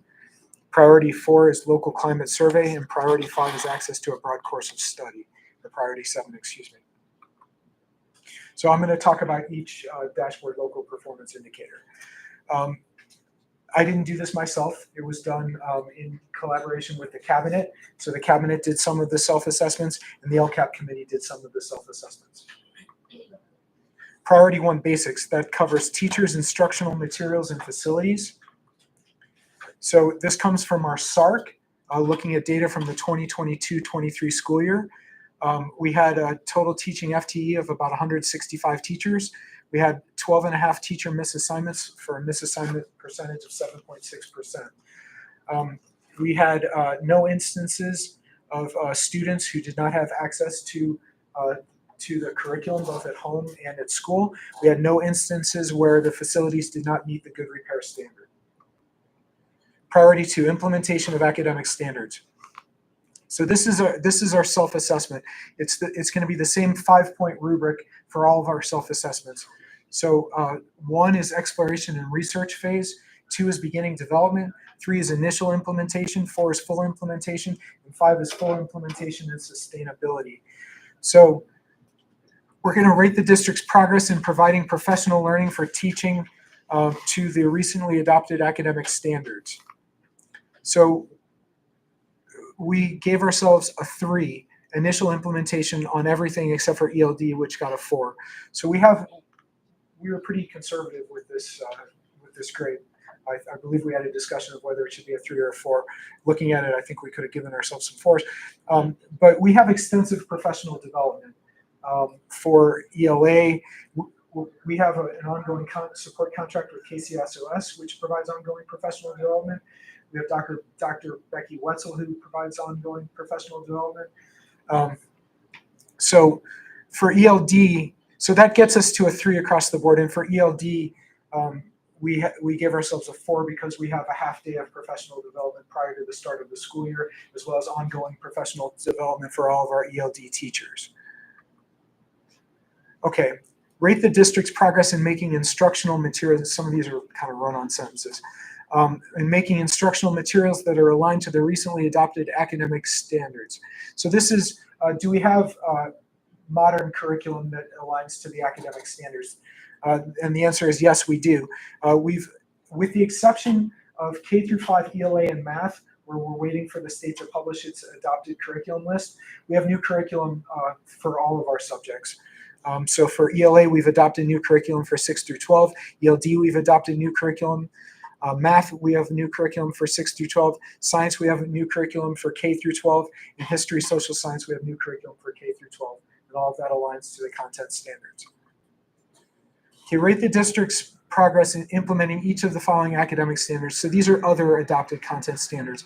For CTE, we gave ourselves a 5. We have 12 CTE pathways with both concentrator and capstone courses. Health education, we gave ourselves a 3. We have a health class at the high school level that's going to be taught back to back with the ethnic studies class. So they'll take a semester of health and a semester of ethnic studies at the 9th grade. For PE, we have a credentialed PE teacher. We have credentialed PE teachers who teach all of the PE classes, grades K through 12. Visual and performing arts, we have a visual arts teacher at the middle school and a visual arts teacher at the high school, as well as a performing arts teacher at the high school. In world language, we gave ourselves a 3 because we only have Spanish. But have we hired a Chinese instructor? Mandarin. So that'll be hopefully we'll be able to give ourselves a 4 next year. Okay, priority 3, parent and family engagement. Building relationships between school staff and families, building partnerships for student outcomes, and seeking input for decision making. Okay, this rubric is for building relationships. We give ourselves a 3 across the board except for a 2 on this category. So we give ourselves a 3 for rate the district's progress in creating welcoming environments for all families in the community. We give ourselves a 3 for rate the district's progress in developing multiple opportunities for the district and school sites to engage in two-way communication between families and educators. So that's the Parent Square platform, where administrators and teachers send posts and messages to the families. Parents can reply, which is two-way communication, and all communication is done in the recipient's home language. Okay, this is our California School Parent Survey. This goes in conjunction with the California Healthy Kids Survey. We give both of these out in the fall. So this is from the fall of 2023. I also included the fall of 22 results. Basically, there's not much change from 2022 to 2023. This shows engagement, parent engagement with the school community. And as you can see, we're right around about the 79% rate for engagement with the school community. We're a little bit lower in, do you agree that the school promptly responds to your phone calls, messages, or emails? So that's an area for improvement. Okay. Briefly describe the district's current strengths and progress in building partnerships for student outcomes. So every student in grades 4 through 12 are issued a Chromebook that they're able to take home. This is a partnership between the school and the homes and the families. where the school and the family support student education at home by virtue of using a Chromebook, which gives access to the digital curriculum and the supplemental learning resources. We have the Aries Parent Portal that parents can log into and see the students' assignments and grades. We have the Parent Square Communications Platform, which keeps families informed of what's going on at school. And we have academic counselors who partner with families to provide support for students, including college counseling. So what are the district's strengths and progress in seeking input for decision making? So we have a lot of forums, a lot of structures in place that enable families and parents to participate in decision making at the district level and at the school level. We have the school site council meetings where the school site council members work with the school site administrators to develop the school plans for student achievement. We have the LCAP committee, which has parents on it, and that's instrumental in shaping the LCAP. We have regular DLAC meetings. We have regular district advisory council meetings, and we have numerous surveys in English and Spanish that collect feedback from the community that we use to inform our LCAP and shape our programs. Okay, areas for improvement. On that same school parent survey, we had a question. School actively seeks the input of parents before making important decisions. Only 53% of parents agreed or strongly agreed. On the same survey, only 10% of parents indicated that they had served on a school committee. This is an area for needed growth. Priority 6, school climate. So during the fall of every school year, we give the California Healthy Kids Survey to students in grades 7, 9, and 11. We had about 74% of those students who took the survey and completed the survey. Just to summarize some key findings from the survey, 44% of 7th grade students don't eat breakfast, 58% of 9th grade students don't eat breakfast, and 59% of 11th grade students do not eat breakfast, as indicated by their responses on the survey. So with over half of our students not eating breakfast, including 58% of high school students, this is a significant issue as breakfast consumption was positively correlated with academic achievement of students. Was that because they chose not to eat breakfast, or? Yes, it's provided. There's free breakfast provided at all sites, right? Yes, in all sites. Yes. Okay, this is an issue that we've talked about a little bit already at the meeting, cyberbullying. So this is another area of concern. 49% of 7th grade students have been a victim of cyberbullying over the past year. 25% of 9th and 11th graders have experienced cyberbullying. This demonstrates cyberbullying is a significant issue, especially at the middle school level. Okay, last but not least, priority 7, access to a broad course of study. For grades K through 5, all of our students have access to Common Core curriculum for math and ELA. We have supplemental programs to support their curriculum, including a reading intervention program. Students are enrolled in social studies classes that follow the California History Social Science framework. All students study science, and the district has implemented the NGSS standards. Students in grades K through 5 have 100 minutes of PE instruction per week, led by a certified PE teacher. There are no differences across school sites or student groups, and students with disabilities are engaged in the same curriculum as the Gen Ed students. And finally, access to a broad course of study for grades 6 through 12. Students at the high school have access to a full course of study, including 12 CTE pathways. Students at TMS have access to a full course of study, including 3 full-time PE teachers, Spanish, art, and band. Students with disabilities take the same curriculum as the Gen Ed students, and students at Rare Earth and Abraham Lincoln take their core curriculum and elective classes online using Acellus courseware.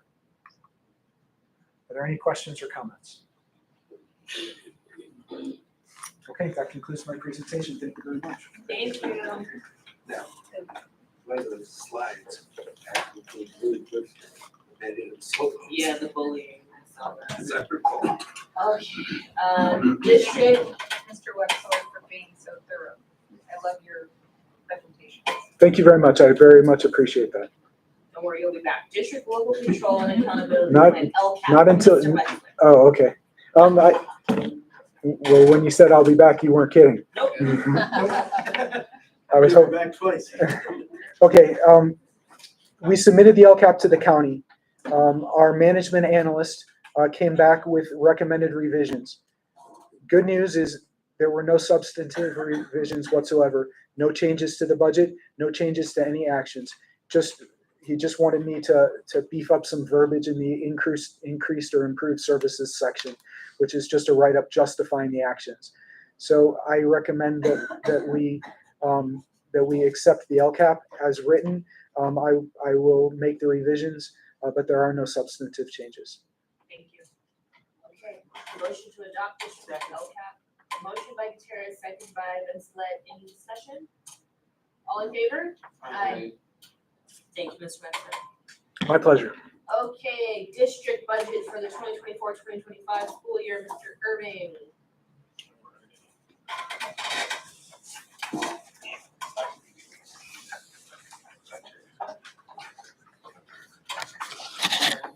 Great, so everybody remembers exactly what I said about Prop 98 last time, right?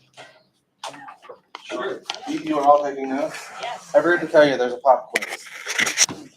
So, good news, the legislature and the governor, between now and then, have come to an agreement on a budget for the state, which is helpful for me because I have to base our budget off of theirs. That they haven't passed yet. They haven't passed it, but they at least have the agreement, so, you know. It's baby steps. Usually, the way the state passes a budget is they have a budget passed. So that, okay, and then come, end of July, early August, they fill in the details of, okay, yes, we passed the budget, now here's, the stuff that matters with, substance. So, what programs are being funded and how much, the little things. So, yeah. So overall, coming into the end of this year, into the start of next year, knowing that I said it, I think ad nauseum, that the state, massive revenue shortfall, and how does that impact, K-12? Fortunately for us, not a ton negatively. It's not great, but compared to the other half of the state budget, education is, fared okay-ish. So I've projected everything more or less flat in terms of revenue for state going into 24-25 versus 23-24, because while there are no cuts, there's not a load of new money coming through like the previous years.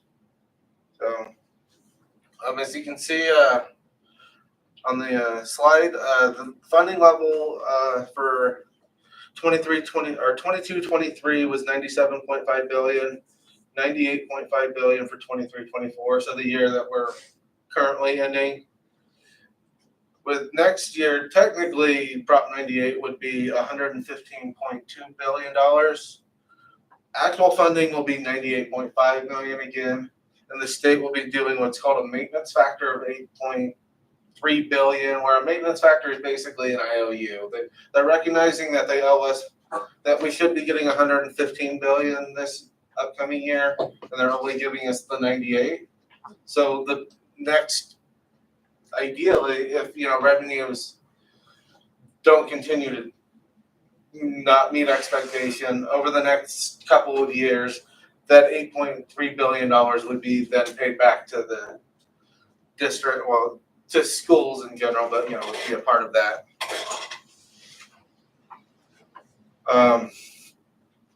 Our unrestricted revenue is largely based off of the FICNET LCFF calculator. This is a tool that is used statewide. FICNET is the fiscal crisis management assistant team that was formed in the early 90s after Richland School District, West Contra County District went bankrupt in the early 90s, and it kicked in, the need for the state to have a group that is solely focused on fiscal solvency in schools districts, because at that point there was nothing in place, so it became, okay, the legislature itself had to act specifically on behalf of the school district to make sure that,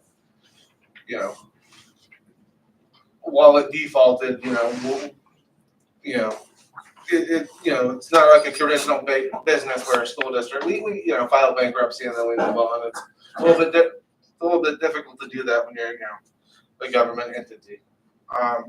So anyway, all of that said, the LCFF calculator, it takes what our unduplicated percentage is, our estimated ADA, looks at our historical ADA and UPP percentage, and guides what will, be our base grant. So what is our regular generic funding for the state, as well as our S&C, so our supplemental and concentration dollars that are in the LCAP. So as well as our EPA revenues for the educational protection account, which is a funding source specifically for teacher salaries, where it's a little bit of a seesaw of some of it's in the states, our unrestricted side, some of it's EPA, and then where does the LCAP total come out of? So for this upcoming year, I have our estimated funded ADA at 3,422, and our estimated UPP at 83%, which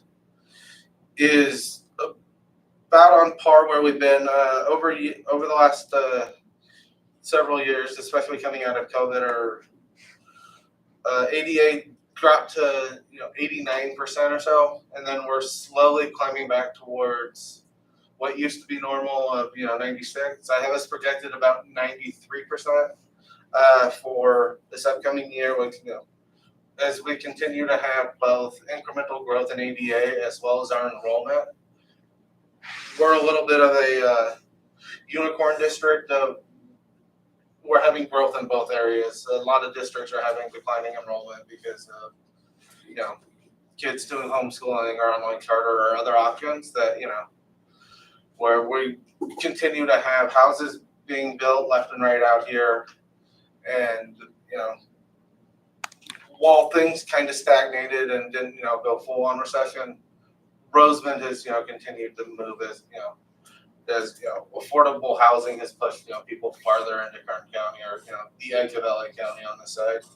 So our restricted revenues are money that we're getting for specific things such as our Title I, Title II. So our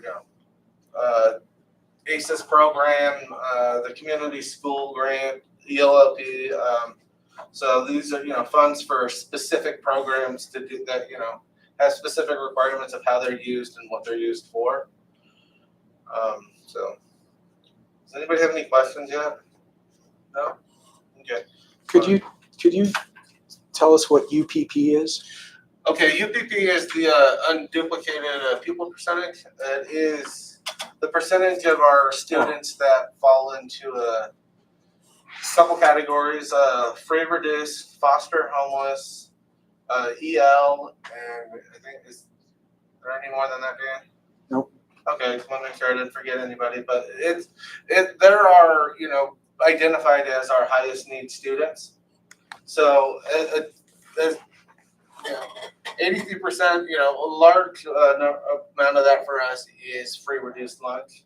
So in the LCAP, we get more money so that we can do programs and things targeted towards these students to ensure that they're getting both a adequate education and able to do more things that other students that with families of higher income or would be able to do as extracurricular activities or whatever. Like we so we're trying to the state has given us extra funding to help break that gap.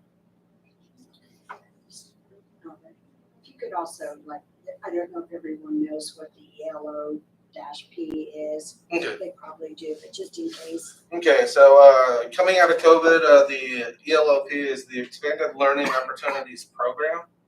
This is a add-on to after school for K through 6 students of increased instructional time either before or after school. We're working towards putting a Paxton Patterson lab and robotics both at elementary school so that there's opportunities outside of the traditional ACES program that we've had for years. Then, a few other enrichments such as, the ballroom or drama for West Park and, chess and other things that, the district has done historically as, okay, yes, there's a stipend position, but it's not an everyday occurrence per se. Where this coming out of COVID is a way to increase student engagement and reconnect students back with their school and campus of, okay, here's some targeted programs to expand learning time, as well as be able to do some of the funner things that, instead of, okay, yes, we've extended our time and it is solely the reading and math academies, because, not necessarily every child wants to go to school and then also slightly more school after school. So, the kind of liven it up and give, more opportunities for students to, experience new things that they, necessarily wouldn't, have opportunity to do at home or, And then, while I'm going through these, Title I is money specifically targeted towards our low socioeconomic students, including the foster and homeless youth. Title II is geared towards teacher professional development. So in addition to the LCAP, where we have professional development, we also get federal dollars for teacher training. Title III is geared towards English learners, so our ELD students. So to ensure that, again, training for the certificated staff, and as well as other resources for our students that are English learners. Title IV is a little bit more broad span. It's I don't remember the exact title off the top of my head, but it deals more with student wellness. So there's a little bit of technology component to it. We can't, use all of it to just, okay, we bought more Chromebooks and we can use a portion of it, but it goes towards student health and so support services for students in that regard. So, now on to some numbers. You'll see that the state LCFF revenue more or less flat. There's about a 0.5% increase there. Where you'll see the dramatic decrease in federal revenue is the expiration of all of the one-time COVID funds. The final portion of the ESSER 3 expires in September 30th. So over the last 4 years or so, we were flooded with federal dollars in response to COVID, where part of the solution to, okay, how do we transition from traditional school to, okay, everybody's got to stay home and go into quarantine and all of these other things, was let's go ahead and give schools a bunch of money for one-time use so that they could, we could have the funds to try and build the airplane as we, flew forward into, setting up a plan and then having to redo that plan because, the health department and, stuff like that. So with the reduction in all of that one-time money coming out of, the tail end of ESSER 3, the revenues for the other federal programs are fairly flat for what they used to be. And then the same for the other state revenues. Coming out of COVID, there was more money for ELLP and learning loss mitigation block grant and all of these other state programs. While new programs are, the programs we currently have that weren't already expiring aren't being cut. There aren't any new ones being added at the moment. And then other local revenue is kind of a catch-all generic. It's where a lot of our Medi-Cal money comes into their reimbursements for, grant the pollution control board for buses and stuff like that. That it falls into that catch-all category there, where without anything planned for expenditure there and Medi-Cal having a lot of catch-up already this year, it's projected slightly lower for next year. Any questions on totals? I think we have our comma in the wrong place. Do it? On the top right. July 1 budget, LCFF, 52 million. Oh, yeah, we do. Look at that. Scared me for a second. Yeah, no. Yeah, no, that's 4 digits there, yeah, no. Just joking, go on. It's the joy of building the table in PowerPoint instead of Excel. It did auto format for me. But one thing before I go back, as we look at the totals and the budget looks at two things concurrently. It is looking at the estimated actual, so that's what, is estimated as of the end of this school year, as well as the July 1 budget, so that there's a comparison and it's not, everything happening in its own vacuum. So that's why there's, so if you look at the SACS reports that are in the board agenda, where my tables are slightly smaller but have much larger font, that's what, the left hand of everything is what is happening, we think, I think before the end of this year, as opposed to when we hit July, what does next year look like? And then when we get into, during the rest, July and August, and for a presentation in September is the unaudited actuals, where instead of it being an estimated, by then the books will have been closed long enough to be, this is the actual number that we ended with prior to the auditors coming in for their end of year audit. So, all right, this is where we are with expenditures at this point for the budget. It's overall expenditures are a decrease of 11% from last year. This is again largely due to the expiration of one-time money. We used a lot of one-time money for off-schedule salary, a lot of supplies and services. We didn't hire, I think we hired district-wide we funded 2 positions with one-time money. We tried to stay away from creating an ongoing position and then funding it with money that we knew was expiring, because if it's got a limited shelf life, we don't need to create a position that's immediately going to be laid off in a year. Our S&C for this upcoming year, so that's our supplemental and concentration dollars from the LCAP, is $13.5 million, and as of the budget, salary and benefits make up 74% of all expenditures for the district. And then going back to breakdown. The fun thing about having to put a budget together in June is that it's also the transition period between school years, and pulling salary and benefit data we're starting with a quasi-incomplete record because of knowing folks are coming and going, and it's prime hiring season now.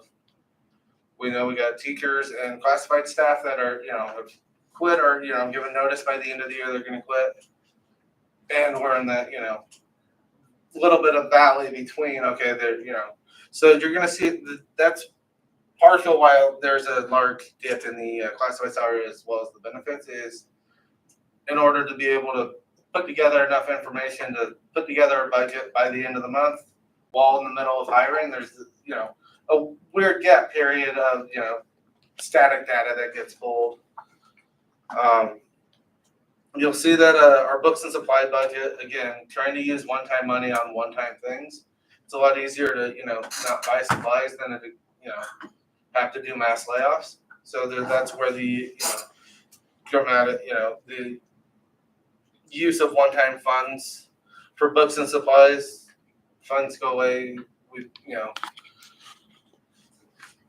knocking on wood, aren't needing to turn around and immediately start buying PPE again, and then same with some of our services and operating expenditures. our capital outlay, again, with some of that one-time funds and with our cap carryover from last year, we, as well as purchasing 3 buses. Last year, right now, those expenditures aren't planned for next year. We don't have, we aren't anticipating buying any more buses, and then our, capital, so that, again, dramatic decrease in our capital outlay there of some of those bigger ticket items, aren't happening. And then going into 24-25, it's the same as it has been the last couple of years. There's a 10% cap on what districts can have in reserve. So when the state sets a money, and it's a rainy day fund is the colloquial term for the public school system stabilization account. So that's the state's version of the reserve, so that when things start to downturn like they are now with state revenues, that there's money set aside that instead of us getting 80 billion, we're at least getting 98.5 billion because the state is drawing from that reserve. But with what the state's balance is for this account at the beginning of next year, without any of that being drawn down yet, it puts districts into a position where we have to have a reserve cap of 10%. Otherwise, we basically get dinged, and we have to, send off a bunch of stuff to CDE about, hey, we told you your cap's reserved. You need to either spend your funds or you need to commit them. This budget commits $8.8 million in unrestricted funds. The largest proportion of that is the LCAP carryover of just over $5 million. Is our LCAP carryover from from this year into next year, as well as knowing that we're gonna, as we have the 28 classrooms opening at TMS, the need for the rest of that campus to have some sort of, what I put down as refresh, but some refurbishment. The landscaping needs to be redone. There's other stuff that has to happen over there so that, it's both functional and, has some sort of aesthetics. It's especially the middle part of that campus is a lot older than the newer part. So there's, painting that's currently going on, but landscaping needs to happen. The parking lot, if we can afford it, would be nice to, redo over there. There's need over there, as well as the need to relocate some of the low voltage at West Park with, upcoming construction plan there.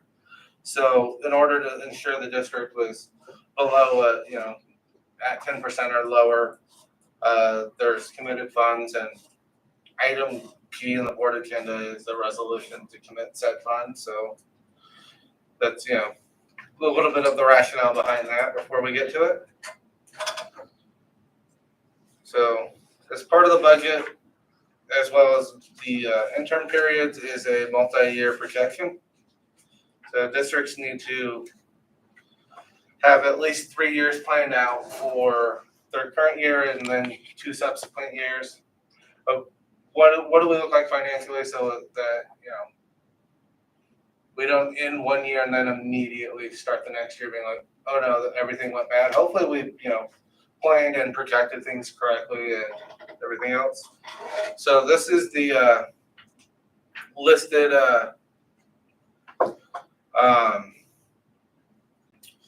current year assumptions for 24-25. Like I've already talked about, the unrestricted revenue includes the base supplemental concentration. To show where our improvement in LCAP, or not LCAP, in ADA, our 23-24 P2 was 33,568. So we're planning on increasing that number as, again, we get back into the swing of everything. Our LCAP expenditures have what are called T2 and T3 accounts. So in our accounting software, there's spots where we can identify specific, they're not used by the county or CDE. We can locally identify things, but so in order for budget tracking within our LCAP of, okay, we have goal 1, action 1, how do we identify that? There are spots in there so that, when it comes to mid-year summary and the end of the year, it's not, we're not standing around wondering, okay, what did we spend on? Okay, we got to pull everything together. It's built into the coding structure itself. And then for the end of this year, between ending fund balance and the committed funds, our projected reserves will be 7.86 at the end of 24-25. Like, again, having that cap of 10% or below that, but also still have the planned commitments to know that there are items that need to be addressed.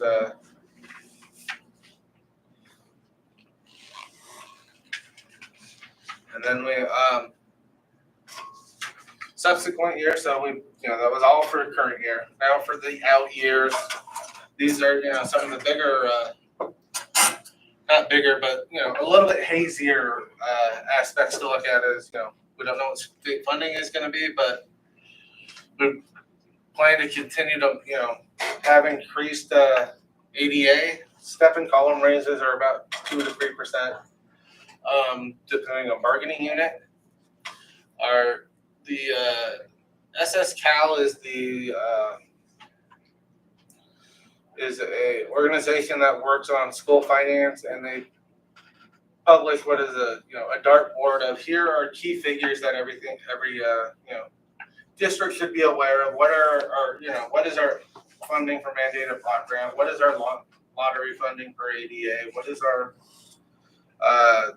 pension obligations for the cost of STRS and PERS? So using their dartboard to pinpoint things like CPI, where we know things are going to be more expensive next year because that's the nature of everything. And then until more information is readily available, federal funding is projected flat. And then over the next 2 years, reserves are projected to be, that shouldn't be 24, 25 at the bottom of that. That should be 26, 27 if you look at the criterion and standards. Sorry about the wrong year down there. But over time, we're at 7% now. Over the next 2 years, at this point, the multi-year projection shows the reserves increasing slightly. There we go. So there's the unassigned funding balance for each ending fund balance. So funds not committed, but stuff that where revenues have exceeded expenditure. And questions on anything? Have I lost you? Great job, Robert. Thank you so much. Liars.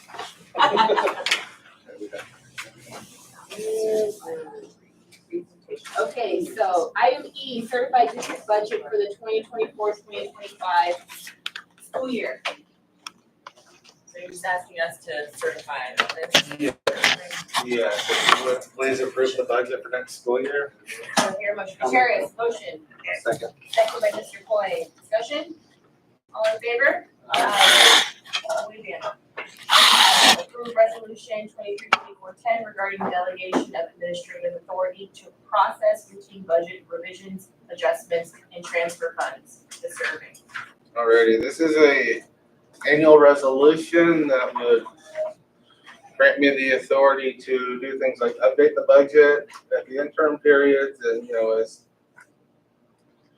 we move through the year and the financial picture gets more and more clear, as well as, if needed, transfer funds between one fund to another. So if needed, money out of general fund into child nutrition, or out of, just, move money from one pot to another if needed, obviously, with cause and not just, because. For fun. Yeah. Do I hear a motion to approve resolution? So moved. Motion by Ms. Lett, second by? I'll second. Second by Mr. Coy, discussion. All in favor? Aye. Aye. All right, approve resolution 23-24-11 of the Board of Education of Southern Kern Unified School District designating certain general funds as committed fund balance and survey, which you just mentioned. Yes, it was included in the budget recent, or, my PowerPoint was the bid on committed funds. This is a resolution to commit said funds for those reasons. Do I hear a motion? Motion by Gutierrez, second by Ms. Lett, discussion. All in favor? Aye. Thank you, sir.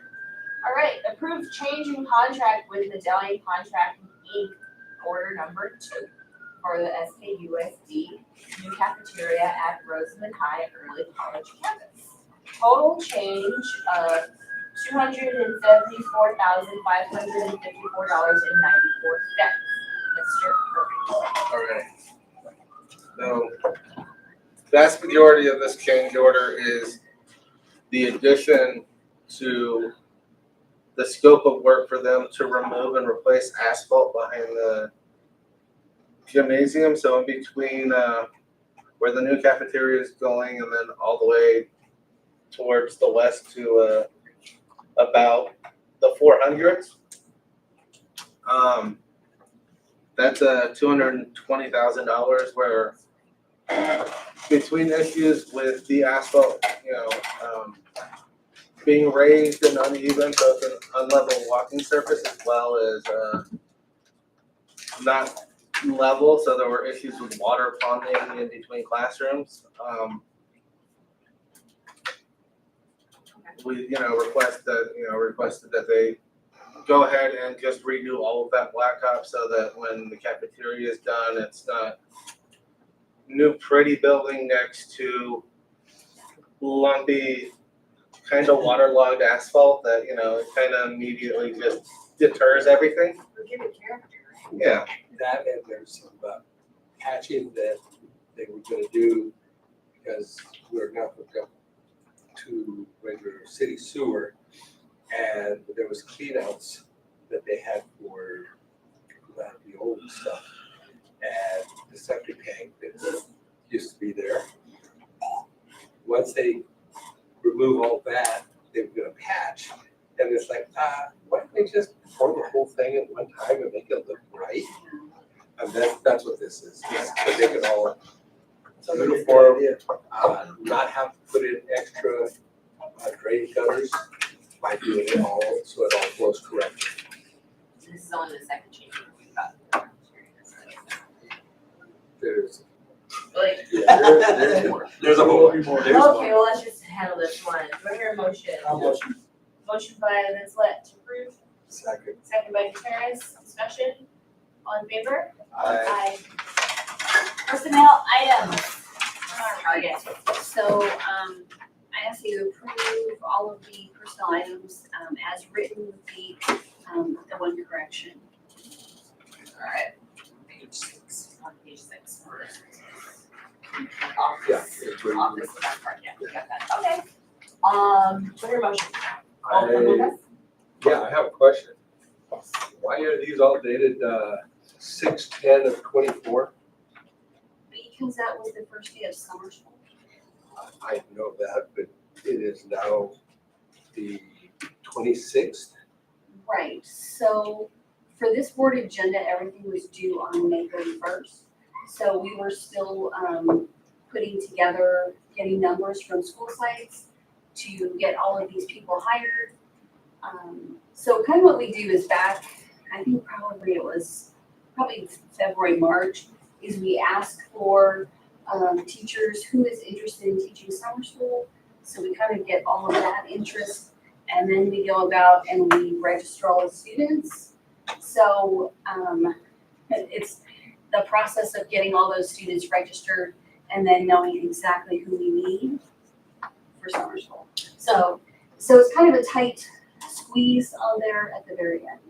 So especially for middle school and high school, because they'll know who needs to take like credit recovery if it's first session, or first semester, excuse me.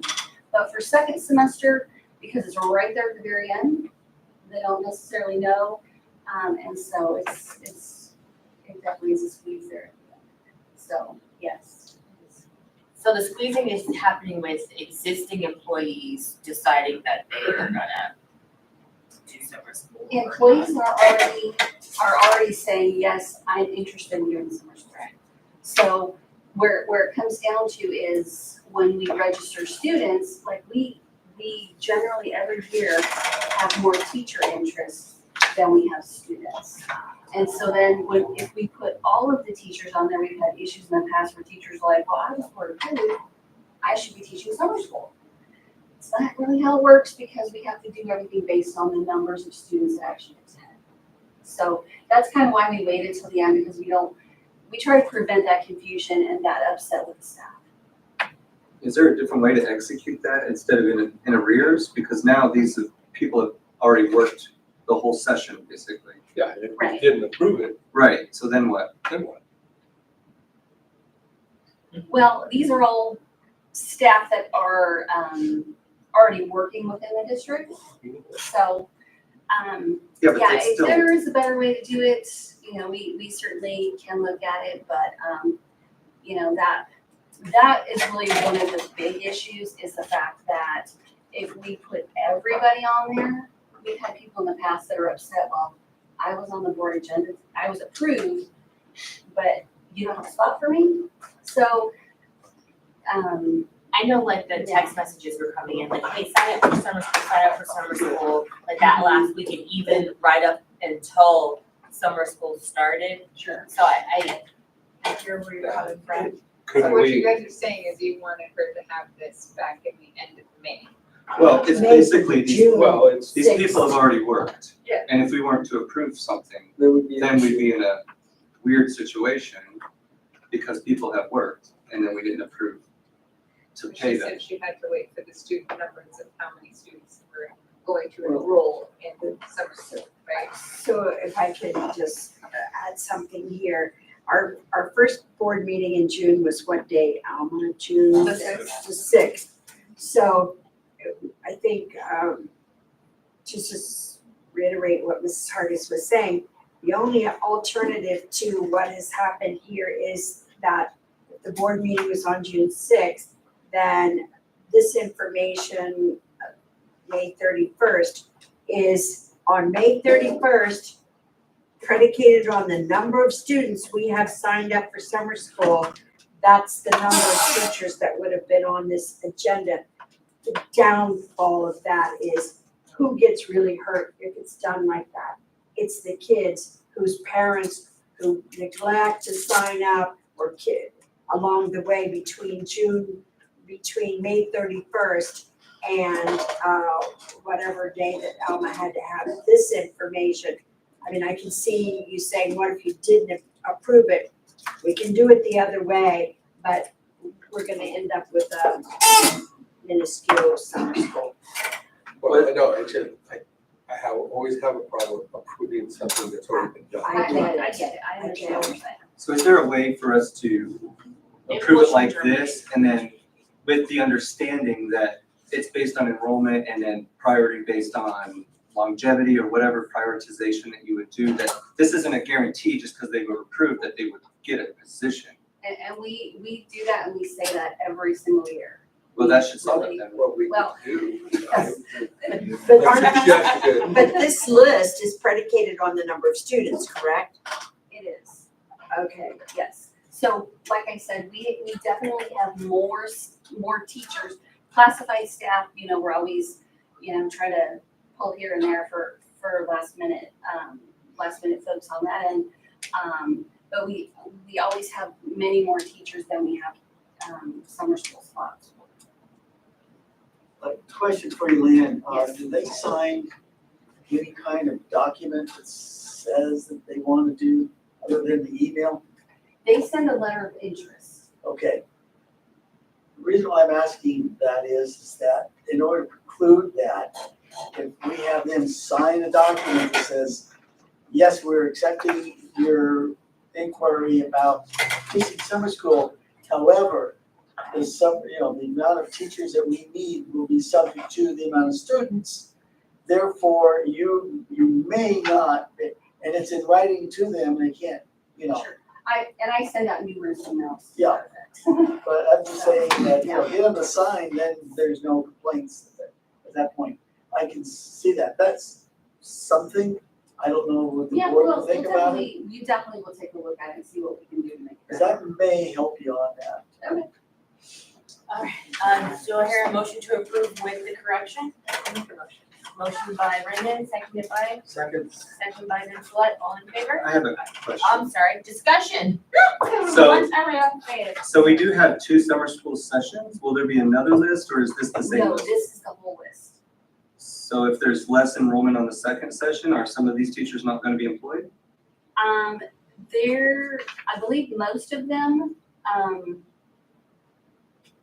believe everybody on the list, with maybe a few exceptions, will, like there's a couple subs, like there's a sub on here that I know that hasn't, she hasn't subbed. But I think for the most part, everybody else will be on there. We did everything based on the numbers. So we should be good. All in favor? Aye.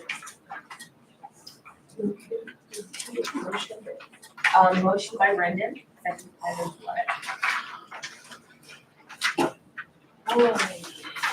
Get down here. All right, B, annual revision of complaint procedure, notice issue form, complaint forms, Williams complaint forms, policies and procedures. Okay, all right, so I'll make this quick. So starting on page 35 in your board packet are the Williams complaint procedures. And the Williams complaint procedures are based on, looking at any deficiencies in instructional materials, any kind of emergency or urgent facility. 235? 35, yes. 35 is a, 235. is a contract. Oh, 230. 230.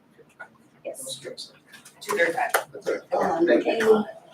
So the Williams is based on, instructional deficiencies in instructional materials, any kind of emergency or facility repairs, and then also for teacher staff vacancies or misassignments. So the first one is just the policies and procedures, how someone would, this explains what they would need to do, and that is in both English and Spanish. And that's goes through page 243. And then on page 244, there are the Williams classroom notices, and those are also both in English and in Spanish. And those are found in any classroom, office, career center, library, anywhere where the students or public will enter. So they have that information. So we will be getting those out to school sites so they can put those in the classrooms. And then the actual complaint form itself is also here on 246 in English, and then on 248 in Spanish. And then on page 250, this annual notice is uniform complaint procedures. This goes out to all parents, staff, parents and staff. So as far as passing it out to staff, we send them to the school sites, and staff members, both classified and certificated, have to sign that they've received this. And then as far as parents, we have been attaching it to Parent Square. This year we're going to attach it in both English and Spanish to the data confirmation. And that way parents have to click on it, they have to download it, and say, yes, I saw it, I have it. Okay, thank you. Do I hear a motion? So moved. Motion by Ms. Sweat, seconded by? I'll second. Discussion. Nobody, all right, all in favor? Aye. Move we adjourn. Woo! Motion by Ms. Sweat, second by Mr. Toy. Discussion? No? All in favor? Aye. Aye. Time is 9:06. Thank you, Mama. What is it, 9:36? Yes.